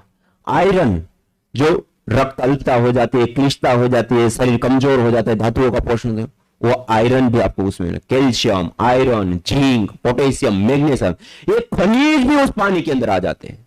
केवल पानी अल्कलाइन ही नहीं होता, अल्कलाइन तो मिला ही। इतना छोटा सा हवन कुंड अपने घर के अंदर लगा लो, 3.5 लाख रुपए की खाली भस्म का प्रयोग कर लोगे तो 3.5 लाख रुपए की अल्कलाइन वाटर करने की मशीन लगा दी। खाली जो कहते हैं ना, केला खाते और छिलके को फेंक देते हैं, ऐसे हवन किया और उसके तो इतने सारे लाभ मिले, लेकिन जो भस्म अब कोई काम की जिसको कहते हैं नहीं, उसका भी आपने प्रयोग कर लिया तो 3.5 लाख रुपए की मशीन के बराबर, उससे भी ज्यादा लाभ देगी आपको ये यज्ञ, ऐसी विद्या। तो मैंने संयोगवश जो अल्कलाइन बॉडी की बात आई तो इसलिए मैंने संयोगवश बताया। तो कहने का अभिप्राय था कि हम ऋण आवेशित कण प्राधान्य वायुमंडल में रहते तो बॉडी अल्कलाइन होती, तो उससे भी रोग से बचाव या रोग को ठीक करने में हमें राहत और लाभ मिलता है। ये भस्म का पानी पीते हैं तो उससे भी हमें विशेष रूप से बीमारी को ठीक करने में लाभ मिलता है। इन सब के साथ साथ यज्ञ ट्रीटमेंट, यज्ञ चिकित्सा में कितने सारे लाभ हो गए ना, कितने सारे प्रकार से काम कर रही है। हम अग्नि जब प्रदीप्त होती है, उसका जब हम दर्शन करते हैं, उसके समीप जब हम बैठते हैं, उसकी जो रंग होते हैं, उसकी जो रश्मियां होती हैं, वो भी जब हमारी चमड़ी के ऊपर पड़ती है ना, तो हमारी चमड़ी के अंदर के भाग में केमिकल कंपोजिशन में चेंज आते हैं। जैसे सूर्य की धूप में रहेंगे, प्रातःकाल की धूप में, तो चेंज आएंगे, विटामिन B12 और विटामिन D बनेगा। ऐसे ही अलग अलग रंग जो होते हैं किरणों के, उसकी उपस्थिति में अलग अलग प्रकार के लाभ होते हैं। उसको देखने से हमारे केमिकल्स के अंदर डिफरेंट आते हैं और उसके आधार पे शरीर के अंदर, इसलिए देखो कोई खून लाल देखते ही तुरंत उनको, खून देखते ही अलग प्रकार के हार्मोन्स बनते हैं, कई लोग बेहोश हो जाते हैं। ये क्यों? रंग देखने से भी वो चीज होती है। ये जो अग्नि की रंग रश्मियां होती है, वो जब हमारी नेत्र के ऊपर पड़ती है, हमारी चमड़ी के ऊपर पड़ती है, उससे भी हमारी चिकित्सा होती है। इसको कहते हैं रश्मि चिकित्सा। इसी प्रकार से एक सत्व की उपासना। देखिए, धरती पर जितने भी द्रव्य पाए जाते हैं, छोड़ते हैं तो किधर आता है? छोड़ देते किधर आता है? कोई भी द्रव्य। लेकिन अग्नि किधर जाती है? नीचे ले जाना चाहो तो तब भी ऊपर ही उठे। क्यों? ऊर्ध्वम गच्छन्ति तत्वस्था। ये सत्व है। क्या है? सत्व किधर उठता है? ऊर्ध्वम गच्छति सत्वस्था, मध्य तिष्ठन्ति राजसा, जघन्य गुणवतिस्था, अधो गच्छन्ति तामसा। तमस नीचे ले जाता है, मध्य में रजोगुण, और ऊपर की ओर उठता है। क्या होता है? और अग्नि क्या है? तत्व है, तत्व प्रधान है, सत्व प्रतीक है। इसलिए हम कोई भी पूजा करते, कोई भी कार्य करते, कुछ भी करते तो बिना अग्नि की साक्षी से प्रारंभ क्यों? सत्व की क्या हम करते हैं? उपासना। सत्व को हम आगे रखते हैं और सत्व हमें कहां लेके जाता है? ऊपर की ओर। इसलिए हम सत्व, तो हम जब अग्नि के पास बैठते हैं, यज्ञ करते हैं, उसकी उपासना करते हैं, तो सत्व भी हमारे तन को, हमारे मन को, हमारे पूरे अस्तित्व को प्रभावित करता है। उससे भी हमारी क्या होती है? चिकित्सा। उससे भी हमें लाभ होता है। और इन सब के साथ साथ हैं सूक्ष्म को हम अभी मॉडर्न मेडिकल भाषा में क्या बोलते हैं? नैनो। क्या बोलते हैं? नैनो शब्द सबने सुना होगा, नैनो का अर्थ तो सुना होगा। नैनो क्या होता है? -10 1 मीटर का 1 अरबवा हिस्सा, उसको कहते हैं 1 नैनोमीटर। ये इतना सूक्ष्म होता है कि हमारी 5 में से 1 भी इंद्रिय उसको ग्रहण नहीं कर सकती। उतना छोटे पार्ट को क्या कहते हैं? नैनो। आज हम हर चीज को नैनो टेक्नोलॉजी के ऊपर ले जा रहे हैं। किसकी ऊपर ले जा रहे हैं? नैनो टेक्नोलॉजी क्या होता है कि पदार्थ को तोड़ करके, सूक्ष्म करके, उसके अंदर जो निहित शक्ति है, सामर्थ्य है, ऊर्जा है, उसको प्रकट उद्भुत अवस्था में ला करके अनंत गुना लाभ उठाने की विद्या को कहते हैं नैनो टेक्नोलॉजी। जैसे उदाहरण के लिए, नैनो टेक्नोलॉजी को समझने के लिए हम चंद्र लाखों किलोमीटर दूर है, वहां तक जाते हैं, वापस आ जाते हैं, फिर भी ईंधन बच जाता है, यूरेनियम। किस आधार पे हम तैयार करते हैं? Nano technology. आज भी कर रहे हैं। पहले क्या होता था? बिजली ज्यादा लगती थी, प्रकाश कम आता था। आज क्या हो गया? हम इसको नैनो टेक्नोलॉजी के ऊपर ले गए, बिजली कम लगती है और प्रकाश क्यों? Nano technology. पहले हम जब चिप का प्रयोग करते हैं ना, डाटा सेव करते हैं, मोबाइल आदि में लगाते हैं, पहली बार जब बनाया गया ना, कोई मीटर के होल में 1 चिप थी, कोई मीटर के होल में, और उसमें सामने स्क्रीन के ऊपर, जो कंप्यूटर की स्क्रीन के ऊपर जितना डाटा होता है ना, केवल उतने को सेव रख सकता है। एक बार हटा तो वो भी गया, खाली उसको मौजूद रख सकता है। आज एक नाखून के बराबर चिप होती है और कितना बड़ा डाटा हम रख लेते हैं। क्यों? नैनो टेक्नोलॉजी के ऊपर ले गए। पहले हम बिल्डिंगें बनाते थे, आज तो बहुत ऊंची ऊंची बड़ी बिल्डिंगें बनाते हैं। पहले हम लोहे का प्रयोग करते थे, आज हम स्टील का, और वो भी नैनो टेक्नोलॉजी के आधार पे तैयार किए गए हुए सरियों का प्रयोग करते हैं। कितनी ऊंची और बड़ी इमारतें खड़ी करने पर और उस बिल्डिंग की अपेक्षा कई गुना ज्यादा भूकंप आ जाए, तूफान आ जाए, तब भी नहीं गिरती, और पतले पतले सरिये होते हैं, टिल गए। नैनो टेक्नोलॉजी के ऊपर ले गए कंस्ट्रक्शन के काम को, कितना गुना उसकी ताकत बढ़ गई। नैनो में क्या होती है? शक्ति। क्या होती है? जो पदार्थ जितना ज्यादा नैनो होता है उतना ही ज्यादा वो ताकतवर होता है। जैसे आयुर्वेद के अंदर भी हम देखें, सामान्य रूप से हमें क्या देते हैं आयुर्वेद के वेद? आसव, अरिष्ट, वटी, चूर्ण आदि आदि दवाइयां देते हैं। लेकिन बीमारी की अवस्था बढ़ चुकी है, बिगड़ चुकी है, अब अलग अलग दवाई लेने पर, सब कुछ करने पर भी अब ठीक नहीं हो रही, क्या देते हैं? रस रसायन विद्या, भस्म। वो क्या है? जो तत्व की आवश्यकता है उसको पहले अग्नि में जला करके भस्म बना दिया, फूंक मारो तब भी वायुभूत हो जाए। उसको भी नहीं छोड़ते, उसको पत्थर के बीच में डाल करके उसको खरल करते हैं। खरल करना, पीसना। 30-30, 50-50 फुट देते हैं। एक फुट में 24 घंटा लगातार ऐसे घिसते रहते हैं। ऐसे 30-30, 40-40 दिन घिसते, जो राख को हम फूंक मारे तब भी उड़ जाए, उस राख को भी ऐसे पीसते पीसते उसके पार्टिकल को और तोड़ते हैं, और तोड़ते हैं, और तोड़ते तोड़ते उसको नून हम चमड़ी के ऊपर रख करके थोड़ा सा ऐसे करें तो खून के अंदर ना सूक्ष्म कर देते हैं। ज्यादा उसके अंदर जो रोग निवारण शक्ति है वो प्रकट अवस्था में आ जाती है। और बाद में कितनी मात्रा में देते हैं? 1 ग्राम, 2 ग्राम, 5 ग्राम देते हैं, और उसकी भी 60 पुड़िया बना करके शहद के साथ चुटकी भर नाखून के बराबर चाटने के लिए देते हैं। जब मुठ्ठिया भर के दवाइयां खाने पर भी जो रोग ठीक नहीं हो रहा था, ये नाखून के बराबर जरा सी दवाई को चटा देते हैं और मरणासन व्यक्ति भी खड़ा हो जाता है। क्यों? नैनो टेक्नोलॉजी का प्रयोग किया। कहने का अभिप्राय है कि जो पदार्थ जितना ज्यादा नैनो होता है, सूक्ष्म होता है, उतना ही ज्यादा वो ताकतवर और शक्तिशाली बनता है। और धरती पर का सबसे सूक्ष्म से सूक्ष्मतम द्रव्य क्या होता है? सूक्ष्म में ताकत होती है, शक्ति होती है। जो जितना सूक्ष्म उतना ही ज्यादा ताकतवर। तो धरती का सबसे सूक्ष्मतम द्रव्य क्या होता है?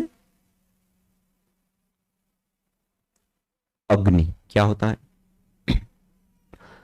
धरती पर 3 रूपों में पदार्थ पाए जाते हैं ना, ठोस, द्रव, गैस। कठोर पत्थर है हमारे पास। इस पत्थर के अंदर में कोई और ठोस पदार्थ डालना चाहूं, क्या डाल सकता हूं? द्रव पदार्थ पानी कितना भी डालो, क्या उस पत्थर के अंदर जाएगा?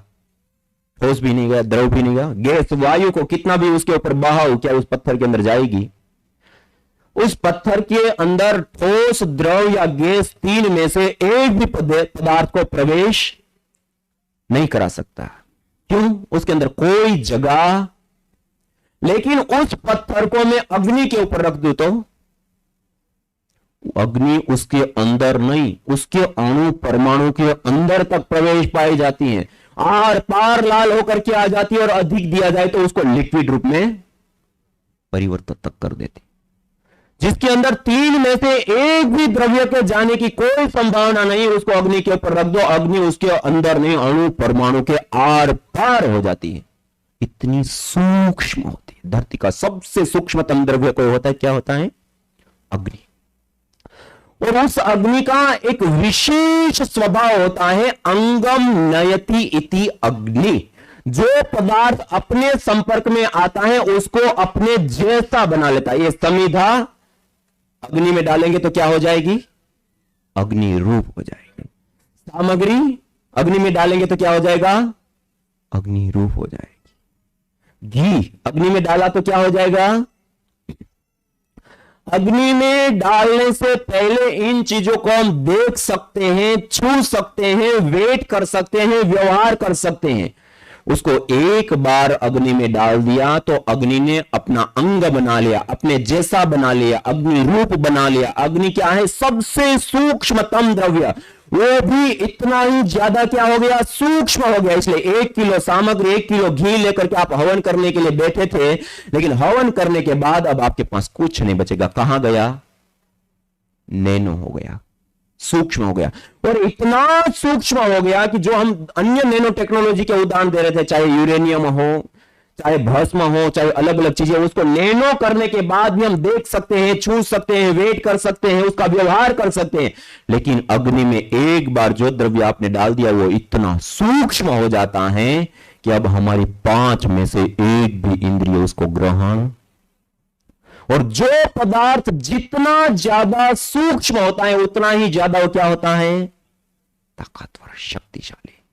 और अग्नि में डाला हुआ घृत और सामग्री दुनिया का सबसे ताकतवर पदार्थ के रूप में। रुड़की आईआईटीज में यज्ञ से निकलने वाले जो धूम्र पार्टिकल्स होते हैं उसको हमने देखा। यज्ञ से निकलने वाले पार्टिकल नैनो पार्टिकल्स होते हैं, और उसके बाद उसकी एक्टिविटी देखी। नैनो तो है, अब वो कर क्या सकते हैं। और वो nano particle medicinal nano particle होते हैं। यज्ञ चिकित्सा एक नैनो मेडिसिन है। अलग अलग द्रव्यों को अग्नि में डाल करके, नैनो करके, सूक्ष्म करके अनंत और अथाह लाभों को उठाने की एक सरल, सस्ती, आसान, सुपर नैनो टेक्नोलॉजी कोई है तो यज्ञ है।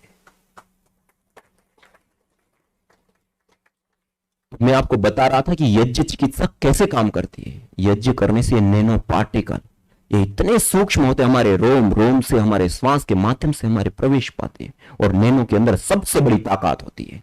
दूसरा, गैस फॉर्म में पार्टिकल, ऑर्गेनिक मॉलिक्यूल्स, एंटी एफ्लिमेंट, एंटी माइक्रोबाइल, एंटी अलग अलग प्रकार के कंपोनेंट्स वायु के अंदर आते हैं। वो भी हम श्वास 24 घंटा जो श्वास लेते हैं उसके माध्यम से गया। वो जो सूर भी हो, सुगंध, उससे हार्मोन्स हमारे हुए, न्यूरोकेमिकल्स बैलेंस हुए हमारे, वो रंग और रश्मियां हमारे शरीर के ऊपर, हमारी नेत्रों के ऊपर पड़े, वो सत्व उसकी उपासना और एक श्रद्धा भाव भक्ति का जो भाव है, ये यज्ञ चिकित्सा एक नहीं मल्टी चिकित्साओं का पैकेज है। क्या है?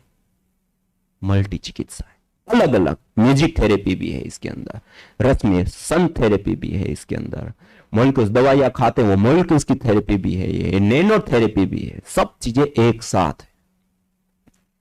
और जब हम एक अनुष्ठान की भांति जब श्रद्धा भाव भक्ति से युक्त होकर के अच्छे द्रव्यों से हवन करते हैं तो उससे पूरा अस्तित्व हमारा प्रभावित होता है।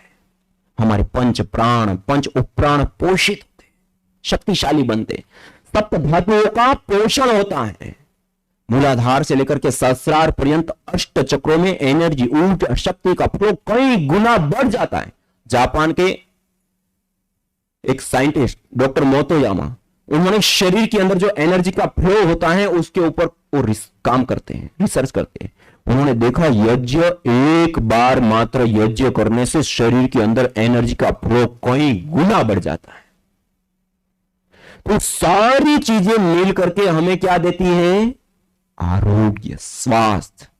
बीमारी होना तो दूर की बात है, कितनी भी बड़ी बीमारी हो गई है तो उसको भी जड़ मूल से उखाड़ने की चिकित्सा कोई है तो यज्ञ है। इसलिए मैंने शुरुआत में ही आपको कहा था, अथर्ववेद का उदाहरण देते हुए, यदि क्षितायुर, व्यक्ति की आयु यदि क्षीण हो चुके, यदि क्षितायुर यदि क्षितायुर यदि वा परितो यदि मृत्युरंतिकम नीतेव तमाहरामि अस्पार्शमेनम सतसारदा, यदि व्यक्ति की आयु क्षीण हो चुकी, उनके प्राण क्षीण हो चुके, उनकी धातु क्षीण हो चुकी है और सामने मौत खड़ी हुई दिख रही है, अब कोई चारा नहीं है, तमाहरामि, उसको भी मैं यज्ञ बाहर लाता हूं, सतसारदा 100 साल की निरोग आयु देता हूं।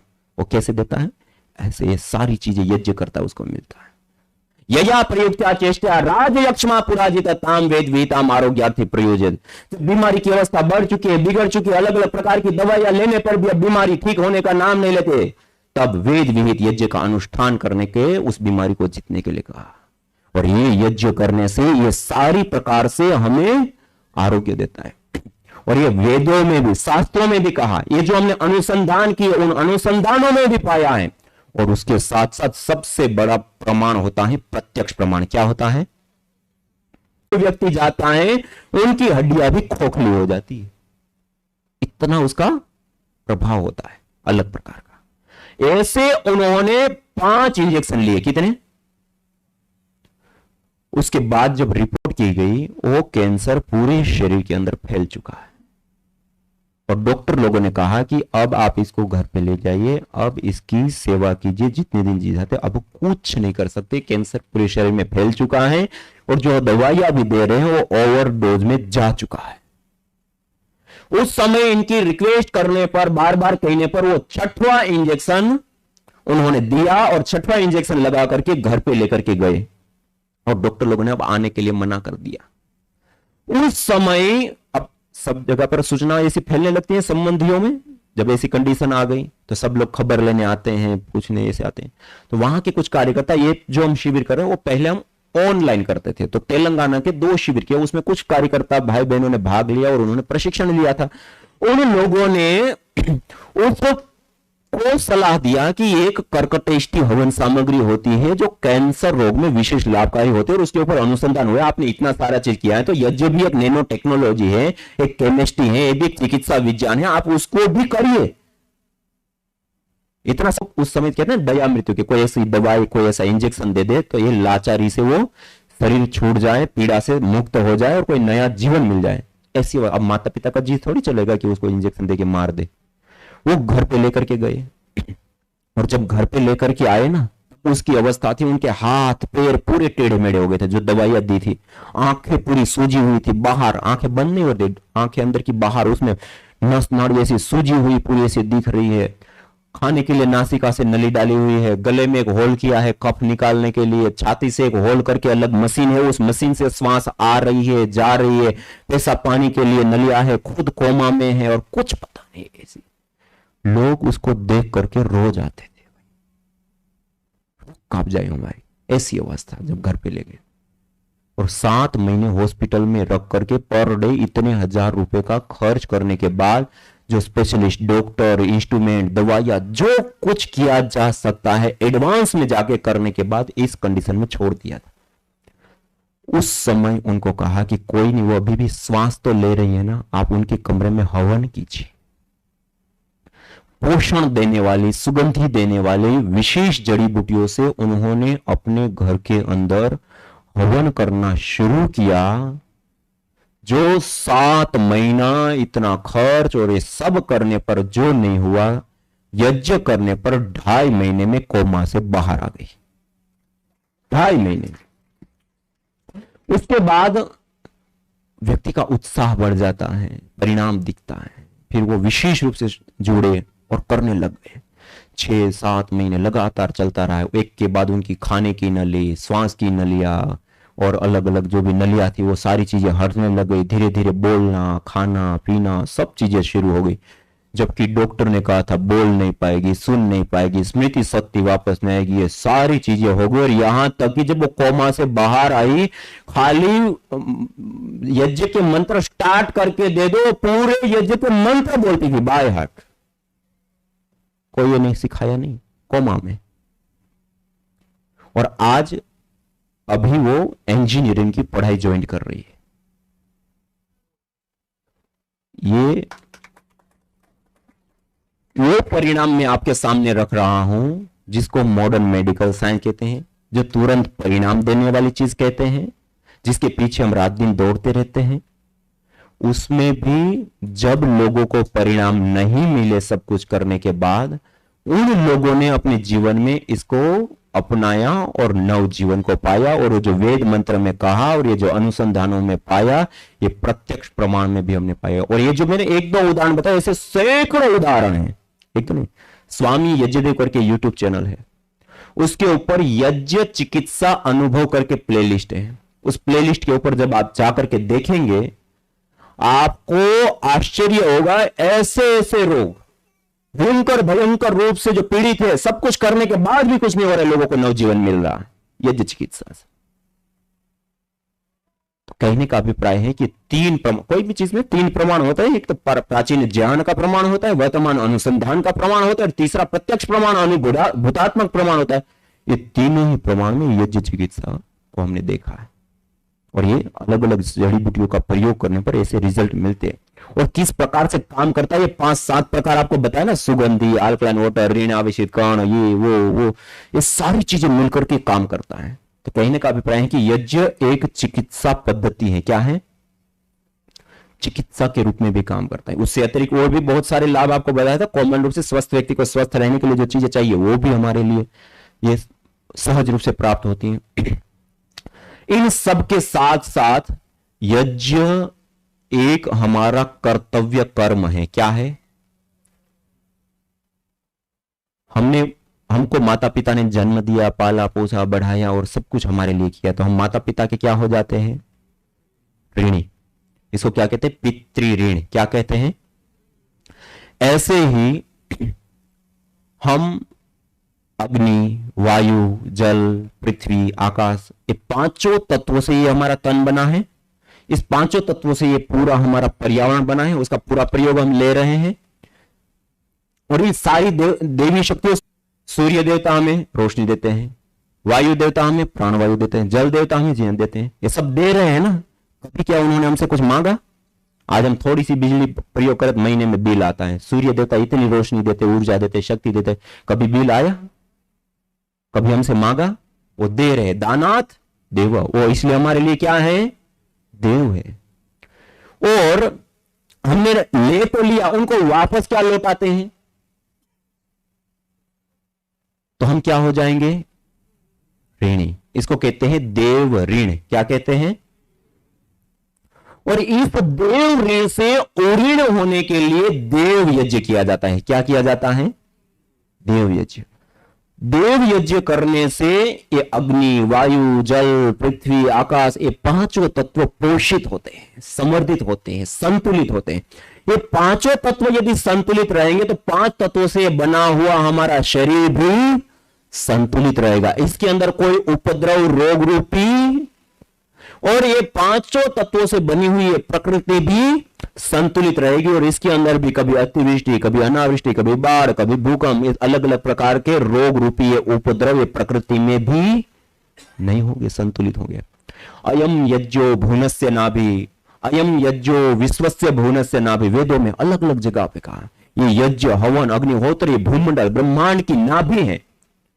जैसे माता के गर्भ में शिशु पलता है तो उसका पालन पोषण नाभि से होता है, पोषित होता है शिशु, ऐसे ही ये पांचों तत्व यज्ञ रूपी नाभि से पोषित होते हैं। वसो पवित्रमसि द्योरसि पृथ्वीरसि मातरि स्वानो धर्मोऽसि परमेण धामना द्रियास्व मां वार्माते यज्ञपतिम भाषित। वसो पवित्रमसि, ये यज्ञ पवित्रता का है। तो द्योरसि, यह द्युलोक में स्थित होने वाला, द्युलोक को संतुलित करने वाला, द्युलोक को पोषित करने वाला है। पृथ्वीरसि, ये पृथ्वीलोक को धारण करने वाला है, पृथ्वीलोक को पोषित करने वाला है, पृथ्वीलोक को संतुलित करने वाला है। मातरि स्वानो धर्मोऽसि, मातरि स्वान कहते हैं इस वायु को पोषित करने वाला है, समर्थित करने वाला है, जीवन की शक्ति से युक्त करने वाला है। मातरि स्वानो धर्मोऽसि परमेण धामना द्रिहस्व, जिस जिस स्थानों पर यज्ञ होते हो देवालय शिवालय हो जाता है, परम धाम बन जाता है। परमेण धामना द्रिहस्व, वो द्रिहस्व हमें बढ़ाने वाले, हमें पोषित करने वाले, हमें संवर्धित करने वाले। परमेण धामना द्रिहस्व मां वार्माते यज्ञ प्रतिम भाषित है। याजिक तो इस यज्ञ का कभी भी त्याग मत कर। ये यज्ञ प्रकृति के पोषण का सबसे बड़ा साधन है, और ये प्रकृति संतुलित रही तो हम भी संतुलित और सही रहेंगे, और ये प्रकृति भी सही रही। और यदि ये प्रकृति नहीं रही तो हमारा भी अस्तित्व। आज हमने वायु प्रदूषण किया, 70 लाख से अधिक लोग जा रहे हैं, कम्युनिकेबल डिजीज से 2.25 करोड़ लोगों की जान जाती है, रेडिएशन के कारण कितने लोग जा रहे हैं। प्रकृति को हमने संभाला नहीं, इसको प्रदूषित किया। और जब यज्ञ करने की बात करते हैं तो बहुत सारे लोग मन में आते हैं ये तो पंडितों का विषय है, ये तो ब्राह्मणों का विषय, ये हिंदुओं का विषय है। ये पंडित ब्राह्मण हिंदुओं के लिए नहीं, हम सब के लिए है। यज्ञ एक सार्वभौमिक, वैज्ञानिक और पंथ निरपेक्ष कर्म है। यज्ञ को करने से ये प्रकृति पोषित होती है। जितनी भी समस्या अभी हम चर्चा करते हैं, सारी समस्या सबको लगती है, या हिंदू मुस्लिम हिंदू को ही लगती है, या पुजारी पंडितों को ही लगती है? सबको होती है। सब वायु प्रदूषण से प्रभावित होते नहीं होते हैं, सबको बीमारियां होती है नहीं होती है, सबको रेडिएशन लगता है नहीं लगता है, सबके लिए। और प्रकृति का भी प्रयोग वही लोग करते हैं, हम सब लोग करते हैं। चाहे कोई भी धरती पर जाति मत पंथ संप्रदाय को मानने वाला व्यक्ति हो, चाहे स्त्री हो, चाहे पुरुष हो, चाहे युवा हो, बालक हो, वृद्ध हो, चाहे देश दुनिया के किसी भी देश में रहने वाला व्यक्ति हो, चाहे अमीर हो चाहे गरीब हो, हम सब समान रूप से इस प्रकृति मां का प्रयोग लेते हैं। एक ही धरती पर विचरण करते हैं, एक ही वायु में श्वास लेते हैं, एक ही जल का पान करते हैं, एक ही आकाश मंडल के नीचे बसते हैं, और एक ही सूर्य से रोशनी लेते हैं। हम समान रूप से इस प्रकृति मां का प्रयोग लेते हैं, और इस प्रकृति मां का पालन पोषण करना, संवर्धित करना, यह हमारा उत्तरदायित्व है, यह हमारा कर्तव्य है। और ये किसी माध्यम से संपन्न होता है साइंटिफिक वैज्ञानिक तरीके से, तो ये यज्ञ हवन अग्निहोत्र है। इसलिए ये यज्ञ जैसी अनमोल विद्या को मत पंथ संप्रदायों में बांटने वाली चीज नहीं, जीवन में उतारने वाली चीज है। यदि आज हमने नहीं कहा, ये वर्तमान की आवश्यकता नहीं, अनिवार्यता है। ये नहीं करेंगे तो आज हमें वायु प्रदूषण से बचाने वाला कोई साधन नहीं है। ये नहीं करेंगे तो हमें रेडिएशन से बचाने वाला कोई साधन नहीं है। ये नहीं करेंगे तो कम्युनिकेबल डिजीज से बचाने वाला हमारे पास कोई साधन नहीं है। और ये नहीं करेंगे तो ये प्रकृति के पोषण और संवर्धन का कोई साधन नहीं। और प्रकृति असंतुलित हो गई तो ना हमारी आने वाली पीढ़ियां जीवित रह पाएगी, ना ये प्रकृति भी रह पाएगी। इसलिए ये आवश्यक नहीं, अनिवार्य कर्म है। क्या है? ये यज्ञ एक बहुत विशेष कर्म है, और इसके साथ साथ एक महत्वपूर्ण और विशेष, ये जैसे मैंने कहा ना देव यज्ञ, ये प्रकृति के लिए, इसके लिए तो लाभकारी होता है। उसके साथ साथ एक महत्वपूर्ण और विशेष, देखिए हम सब पूजा करते हैं, सब लोग करते हैं अपने अपने घर में। कितने लोग करते हैं? लगभग सब लोग करते हैं। पूजा किसको कहते हैं? पूजा में हम क्या करते हैं? धूप दीप दीवाबत्ती। हम यदि मूल में जाए ना, वेदों में शास्त्रों में, तो उसमें पूजा का मूल साधन ही यज्ञ बताया है।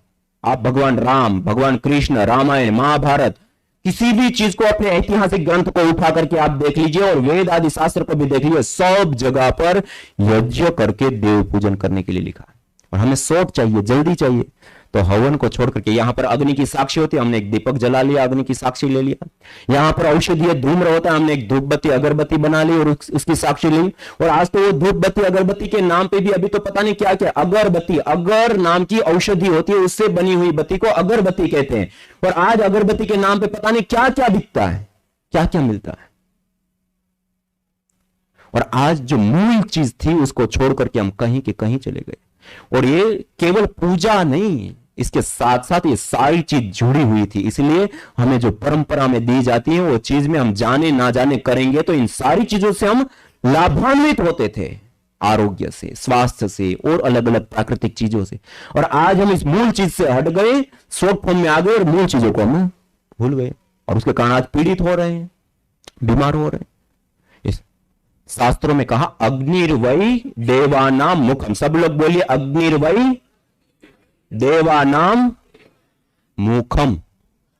अग्नि सारे देवी देवताओं का मुख होता है और मंत्र पाठ पूर्वक इस अग्नि में जो भी आहुतियां देते हैं उसे सारे देवी देवता पोषित होते हैं, तृप्त होते हैं, पुष्ट होते हैं, हमें आशीष देते हैं। ये सबसे बड़ा पूजन का साधन है, वास्तविक पूजन का साधन है, साइंटिफिक पूजन का साधन है। ये हमें करना चाहिए, अपने मूल के साथ जुड़ना है। किसके साथ जुड़ना है? जैसे कहते हैं ना, पेड़ अपनी जड़ के साथ जुड़ा है तब तक जीवन।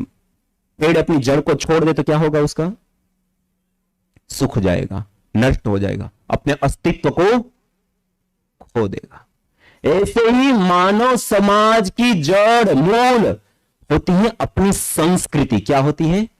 हम अपनी संस्कृति से, अपने मूल से जुड़े रहेंगे तो हम जीवन में ये जो वर्तमान में समस्याओं को उठा रहे उसको ना उठा रहे होते। हमें मूल से जुड़ना है। किससे जुड़ना है?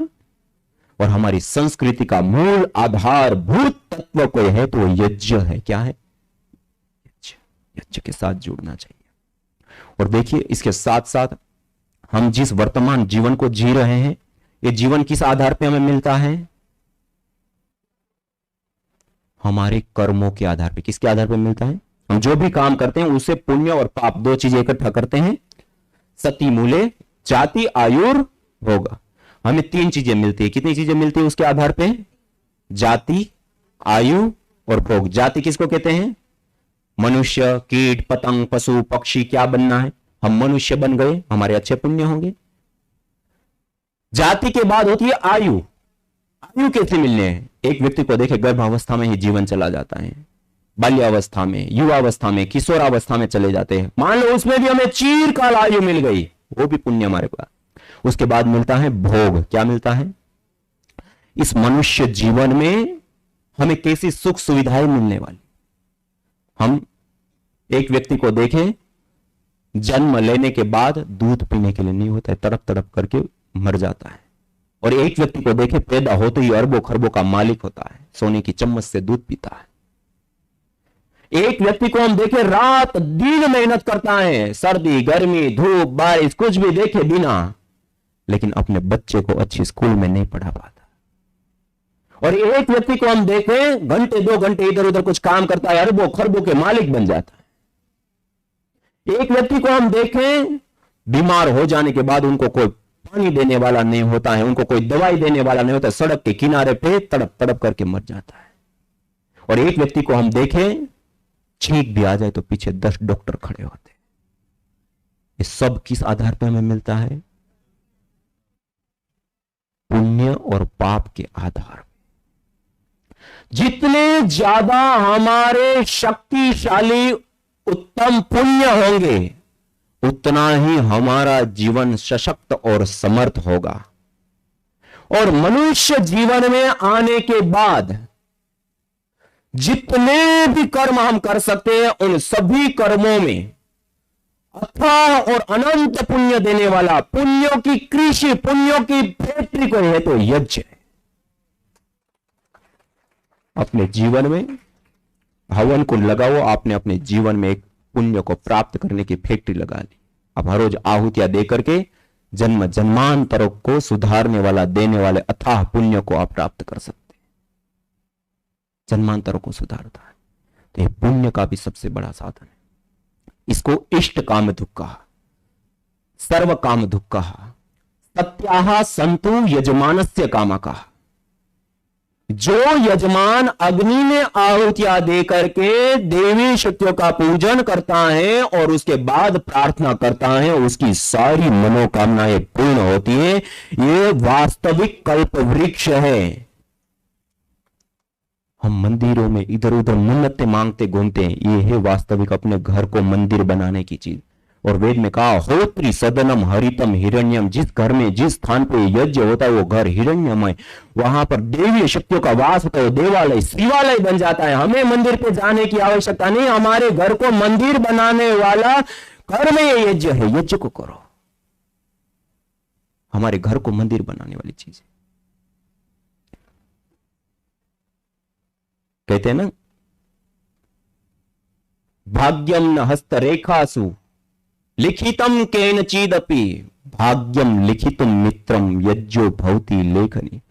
भाग्य हाथों की लकीरों में नहीं, भाग्य को लिखने वाली यज्ञ रूपी कलम हमारे हाथों में। यज्ञ करो और अपने सौभाग्य को जगाओ, इतनी बड़ी चीज। तो ये हमारे जीवन को चारों ओर से जीवन को भी सुरक्षित करने वाली चीज है और उसके साथ साथ आरोग्य देने वाली चीज है। प्रकृति के लिए भी, आध्यात्मिक जीवन में भी हम देखें तो मानवीय चेतना का उत्कर्ष कर हमें अति मानस चेतना की ओर अग्रसर करता है। ये वास्तविक उपासना है। सत्व, मैंने कहा ना, धरती पर का सबसे सब द्रव्य नीचे जाता है लेकिन अग्नि ऊपर उठती है। ये सत्व है। क्या है? तत्व। और सत्व की उपासना करने से हमारा तन और हमारा मन भी क्या होगा?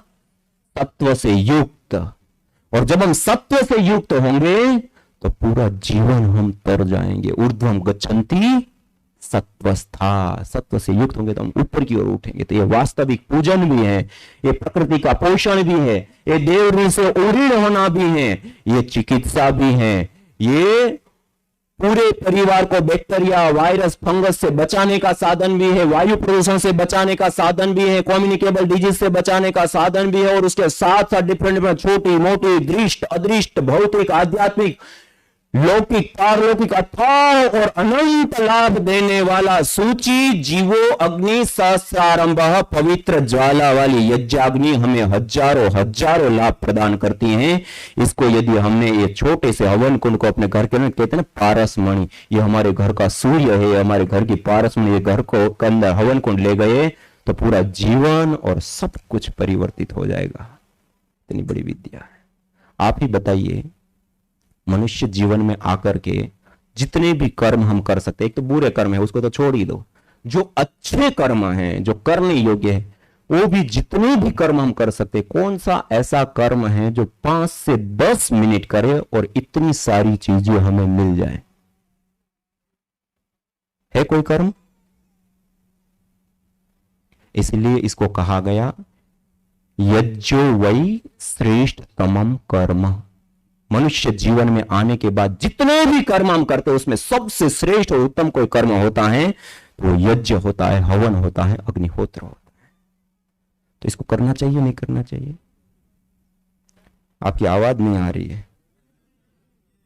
आप लोग करेंगे? और कुछ नहीं आता तो अग्नि प्रदीप करके गायत्री मंत्र तो सबको आता है, महामृत्युंजय मंत्र तो सबको आता है। कुछ नहीं आता तो गायत्री मंत्र महामृत्युंजय मंत्र से 11-21 आहुति देकर करना, लेकिन जरूर करना। ये छोड़ने योग्य कर्म कितने लोग करेंगे? 100 लोग। आपके लिए एक बार जोरदार ताली हो जाएगी। हाँ, ये करने योग्य कर्म है, मूल से साथ जुड़ना है हमें और इस सारे लाभों को हमें उठाना है। तो इस प्रकार से हम करेंगे। तो अभी हम 5 से एक होता है ईश्वर स्तुति, प्रार्थना, उपासना पूर्वक, समिधाधान, अज्ञाधान पूर्वक एक पूरी विधि, और एक होती है सरल विधि जिसमें देव यज्ञ के मुख्य मंत्रों की आहुतियां केवल देते हैं। हम सब छोटा सा यज्ञ करें। आइए छोटा सा यज्ञ करके इसको पूर्णाहुति की ओर आगे हम ले चलेंगे। तो छोटा सा यज्ञ, जब हमारे पास समय नहीं है, बहुत अभाव है, तो कम से कम ये 7 मिनट में हो जाता है। कितनी मिनट में? अभी जो मैं आपको बता रहा हूं ये वो विधि बता रहा हूं कि आप पूरा देव यज्ञ भी कर लेंगे और 7 मिनट के अंदर करके खड़े हो जाएंगे। कितने मिनट में? 7 मिनट के अंदर। तो इसको कैसे करते हैं? पहले तो हवन कुंड के नीचे तल में थोड़ी सी जड़ी बूटियां डाल दिया ऐसे, उसके ऊपर थोड़ा सा रुई डाल दिया, बिछा दी रुई, उसके ऊपर थोड़ा सा गाय का घी डाल दिया और रुई को मतलब गीला कर लिया। अब ये घी अपना हो गया, घी को थोड़ा गर्म करके प्रयोग करते हैं। उसके ऊपर थोड़ा सा कपूर डाल दिया,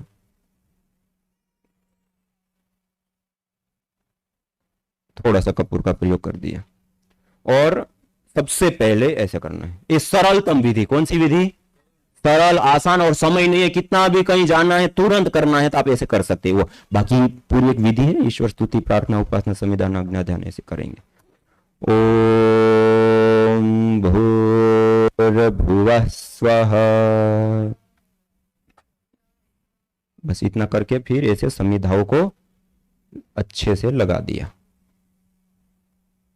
ऐसे संविधाओं को गाय के घी से युक्त करके लगा देते, थोड़ा सा ऐसे गाय का घी लगा देते।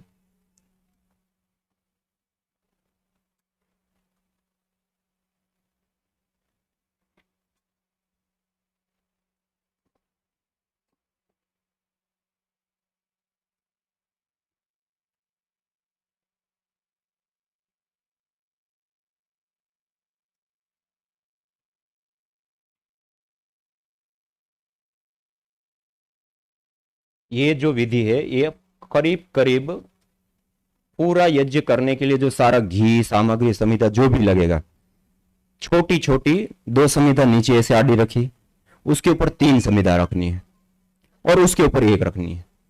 कितनी? 6 लकड़ी लगानी। कितनी?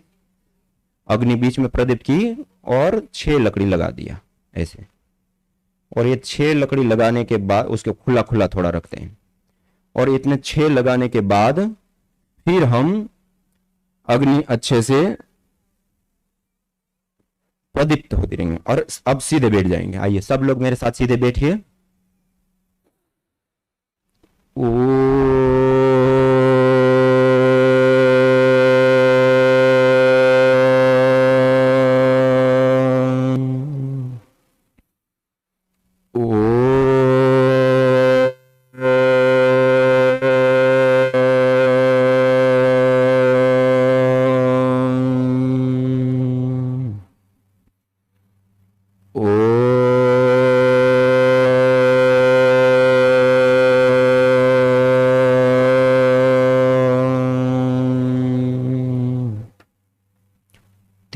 ओम का उच्चारण, मंगलाचरण किया, उसके बाद आचमन करते हैं।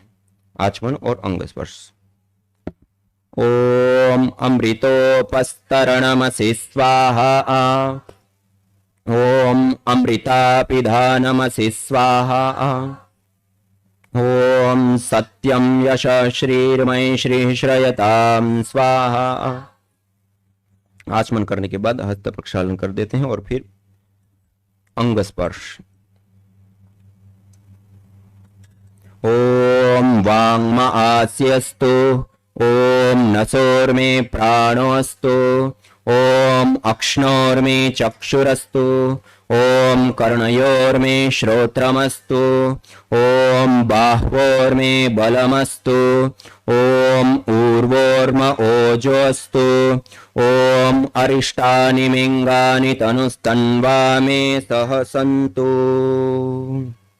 तब तक अग्नि अच्छे से। ओम आदितेनु मन्यस्व, ओम अनुमते नु, ओम अग्नये स्वाहा, इदमग्नये इदन्न मम, ओम सोमाय स्वाहा, इदं सोमाय इदन्न मम, ओम प्रजापतये स्वाहा, ओम इंद्र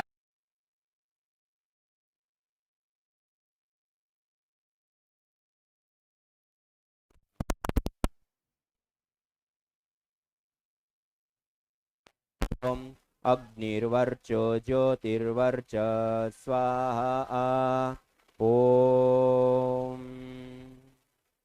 स्वाहा, ओम सजुर्देवेन सवित्रा सजुरात्रेन्द्रवत्या रुषाणो अग्निर्वेतु स्वाहा, ओम भूरग्नये प्राणाय स्वाहा इदमग्नये प्राणाय इदन्न मम ओम भुवर्वायवे पानाय स्वाहा इदं वायवे पानाय इदन्न मम ओम स्वरादित्याय व्यानाय स्वाहा इदमादित्याय व्यानाय इदन्न मम ओम भूर्भुवस्वरग्निवायवादितेभ्यः प्राणापानव्यानेभ्यः स्वाहा इदमग्निवायवादितेभ्यः प्राणापानव्यानेभ्यः इदन्न मम ओम आपो ज्योतिरसोमृतं ब्रह्म भूर्भुवस्वरों स्वाहा ओम या मेधां देवगणः पितरश्च उपासते तया मामद्य मेधयाग्ने मेधाविनं कुरु स्वाहा ओम विश्वानि देव सवितर्दुरितानि परासुव यद्भद्रं तन्न आसुव स्वाहा ओम अग्नेनय सुपथाराये अस्मान् विश्वानि देव वयुनानि विद्वान् युयोध्यस्मज्जुहुराणमेनो भूयिष्ठान्ते नम उक्तिं विधेम स्वाहा ओम भूर्भुवस्वः तत्सवितुर्वरेण्यं भर्गो देवस्य धीमहि धियो यो नः प्रचोदयात् स्वाहा ओम त्र्यंबकं यजामहे सुगंधिं पुष्टिवर्धनम् उर्वारुकमिव बन्धनान् मृत्योर्मुक्षीयमामृतात् स्वाहा ओम सर्वं वै पूर्णं स्वाहा ओम सर्वं वै पूर्णं स्वाहा ओम सर्वं वै पूर्णं स्वाहा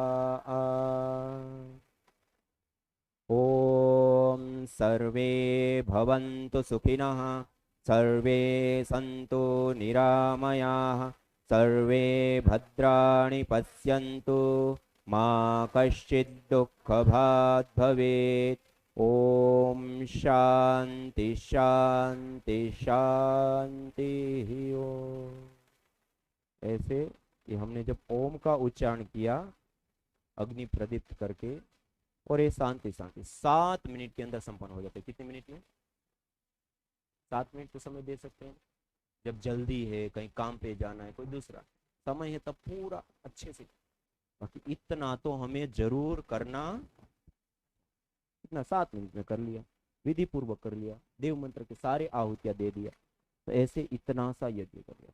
और सामान्य रूप से हम चावल से भी आहुति दे सकते हैं, अक्षत चावल से, काले तिल से दे सकते हैं, कुछ अलग अलग औषधियां सुगंधित आदि जड़ी बूटियां भी ले सकते हैं। रोग विशेष है तो रोग विशेष के लिए जो विशेष जड़ी बूटियां, जैसे ये अलग अलग सामग्री है आपको एक परिचय के लिए। जैसे कफेष्टि हवन सामग्री, जिनको कफ से संबंधित अस्थमा, दमा या कफ से संबंधित बीमारियां होती हैं तो कफेष्टि हवन सामग्री से हवन करते हैं। इसी प्रकार से वातेष्टि हवन सामग्री, जिनको एंटी इंफ्लेमेटरी आदि कंपोनेंट्स की अपेक्षा होती हैं, जो घुटनों में दर्द, कमर में दर्द, सर्वाइकल, स्पॉन्डिलाइटिस, अलग अलग प्रकार की पीड़ा दर्द के लिए वातेष्टि हवन सामग्री से हवन करते हैं। ऐसे ये कर्कटेष्टि, कैंसर, गांठ, ट्यूमर आदि होता है तो कर्कटेष्टि से हवन करते हैं। ऐसे ही ये मधुष्टि, डायबिटीज टाइप 1 टाइप 2 डायबिटीज के लिए मधुष्टि से हवन करते हैं। ऐसे ही ये हृदयष्टि हवन सामग्री, जिनको हार्ट से संबंधित problem, high blood pressure, low blood pressure, cholesterol का बढ़ जाना या हार्ट से संबंधित एनी प्रॉब्लम के लिए हृदयष्टि हवन सामग्री से हवन करते हैं। ये चर्मेष्टि हवन सामग्री, जिनको अलग अलग चर्म रोग है, दांत, खाज, स्किन एलर्जी से लेकर के अलग अलग प्रकार के चर्म रोग, तो चर्मेष्टि हवन सामग्री से हवन करते हैं। इसी प्रकार से ये प्राणेष्टि हवन सामग्री, ऑटो इम्यून डिजीज है, प्राण शक्ति, इम्यूनिटी पावर कम है, मल्टीपल डिजीज हो गई है, वंशानुगत रोग है, तो ऐसे रोगों के लिए अष्टवर्ग की विशेष औषधियों से निर्मित ये प्राणेष्टि हवन सामग्री से हवन करते हैं।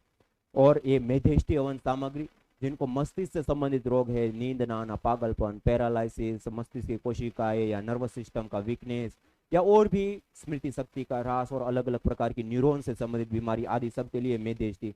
और नॉर्मल रूप से भी अपने घर के अंदर हवन करते हैं तो मेधेष्टि मस्तिष्क के पोषण के लिए, और प्राणेष्टि प्राण शक्ति को बढ़ाने के लिए, इम्यूनिटी पावर के लिए, इसका विशेष रूप से हमें प्रयोग करना चाहिए।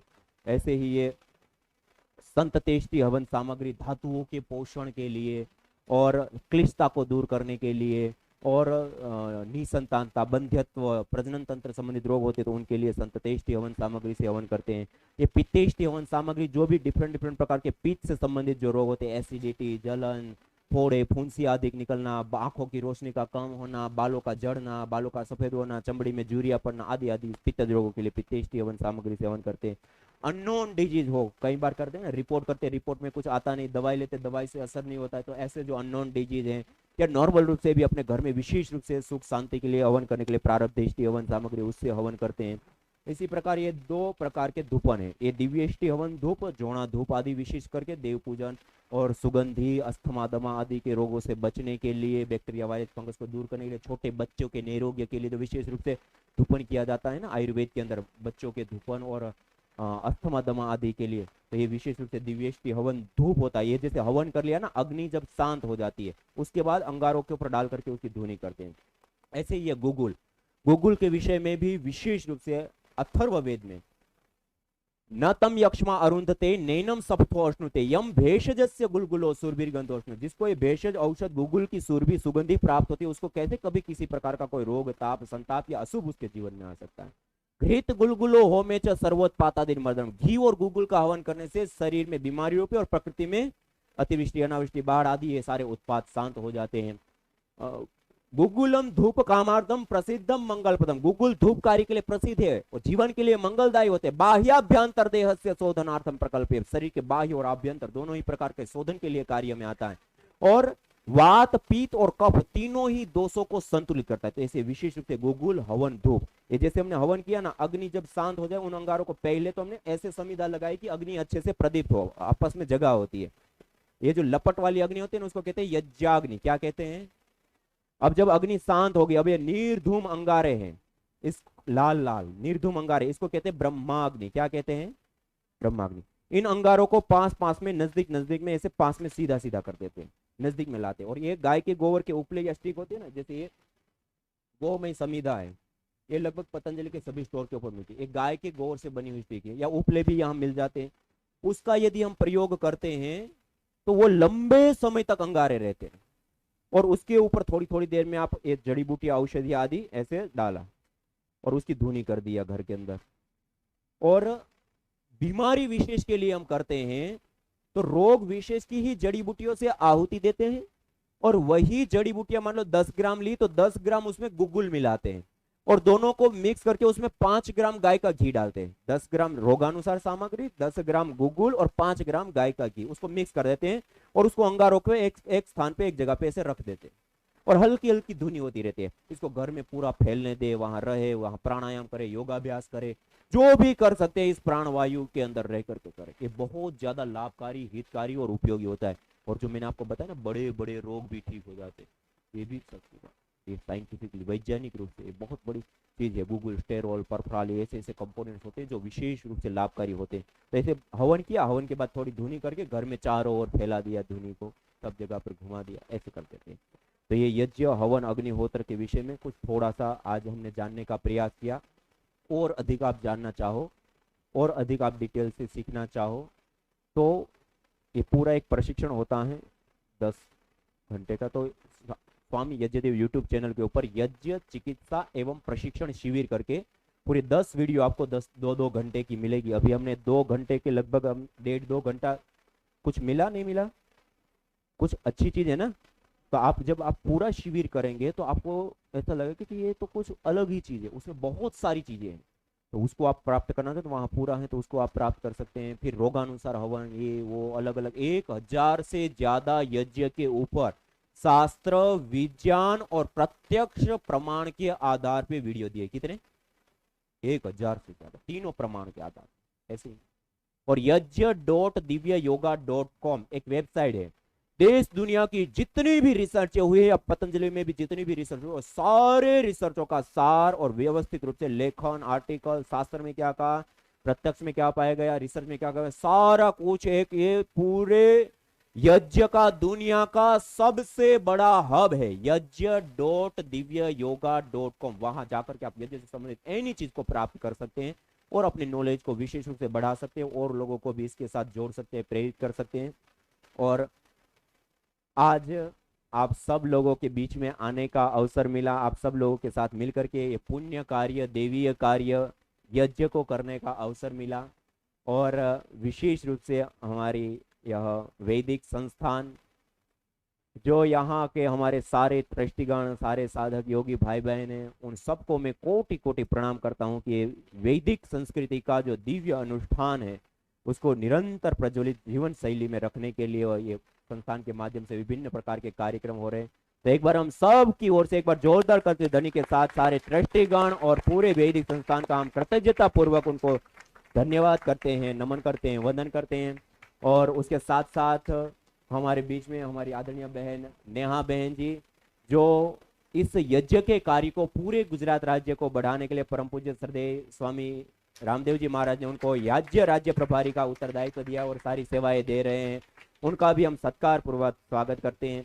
और उसी के साथ साथ हमारे कई सारे कार्यकर्ता भाई बहन जो इस सेवा कार्यों में जुड़े हुए, हमारे आदरणीय भाई मगन भाई जी और हमारे पुरुषोत्तम भाई जी से लेकर के हमारे आदरणीय भाई नीलेश भाई जी से लेकर के सभी कार्यकर्ता भाई बंधु और आप सभी योगी भाई बहन यहाँ पर पधारे, आप सबको मैं कोटि कोटि प्रणाम करता हूँ, नमन करता हूँ, वंदन करता हूँ। और अपनी वाणी को विराम देते हुए ओम शांति शांति शांति ही ओम, सभी को प्रणाम। ओम। महानुभावों, एक बार फिर से बिल्कुल मन की गहराई से तालियों की गड़गड़ाहट के साथ पूज्य स्वामी जी महाराज का बहुत बहुत भव्य दिव्य स्वागत है। पूज्य स्वामी जी महाराज, पूरी सभा की ओर से आपको बहुत बहुत वंदन, बहुत बहुत अभिनंदन। आप इस पुण्य भूमि पर पधारे। मैंने जहाँ तक आपको पिछले 2-3 दफे आप मिलना हुआ है और थोड़ा बहुत आपको सुना है, लेकिन समय की मर्यादा को देखते हुए आपने बहुत संक्षिप्त समय में हमारी आपकी मुलाकात हुई है। कभी आपको 10 मिनट सुना, कभी 15 मिनट सुना, इससे ज़्यादा आज तक नहीं सुना। लेकिन आज हम सबका परम सौभाग्य है कि लगभग 1.25 घंटे तक पूज्य स्वामी जी महाराज ने हमारा बहुत ही अद्वितीय मार्गदर्शन किया है। महानुभावों, यज्ञ के बारे में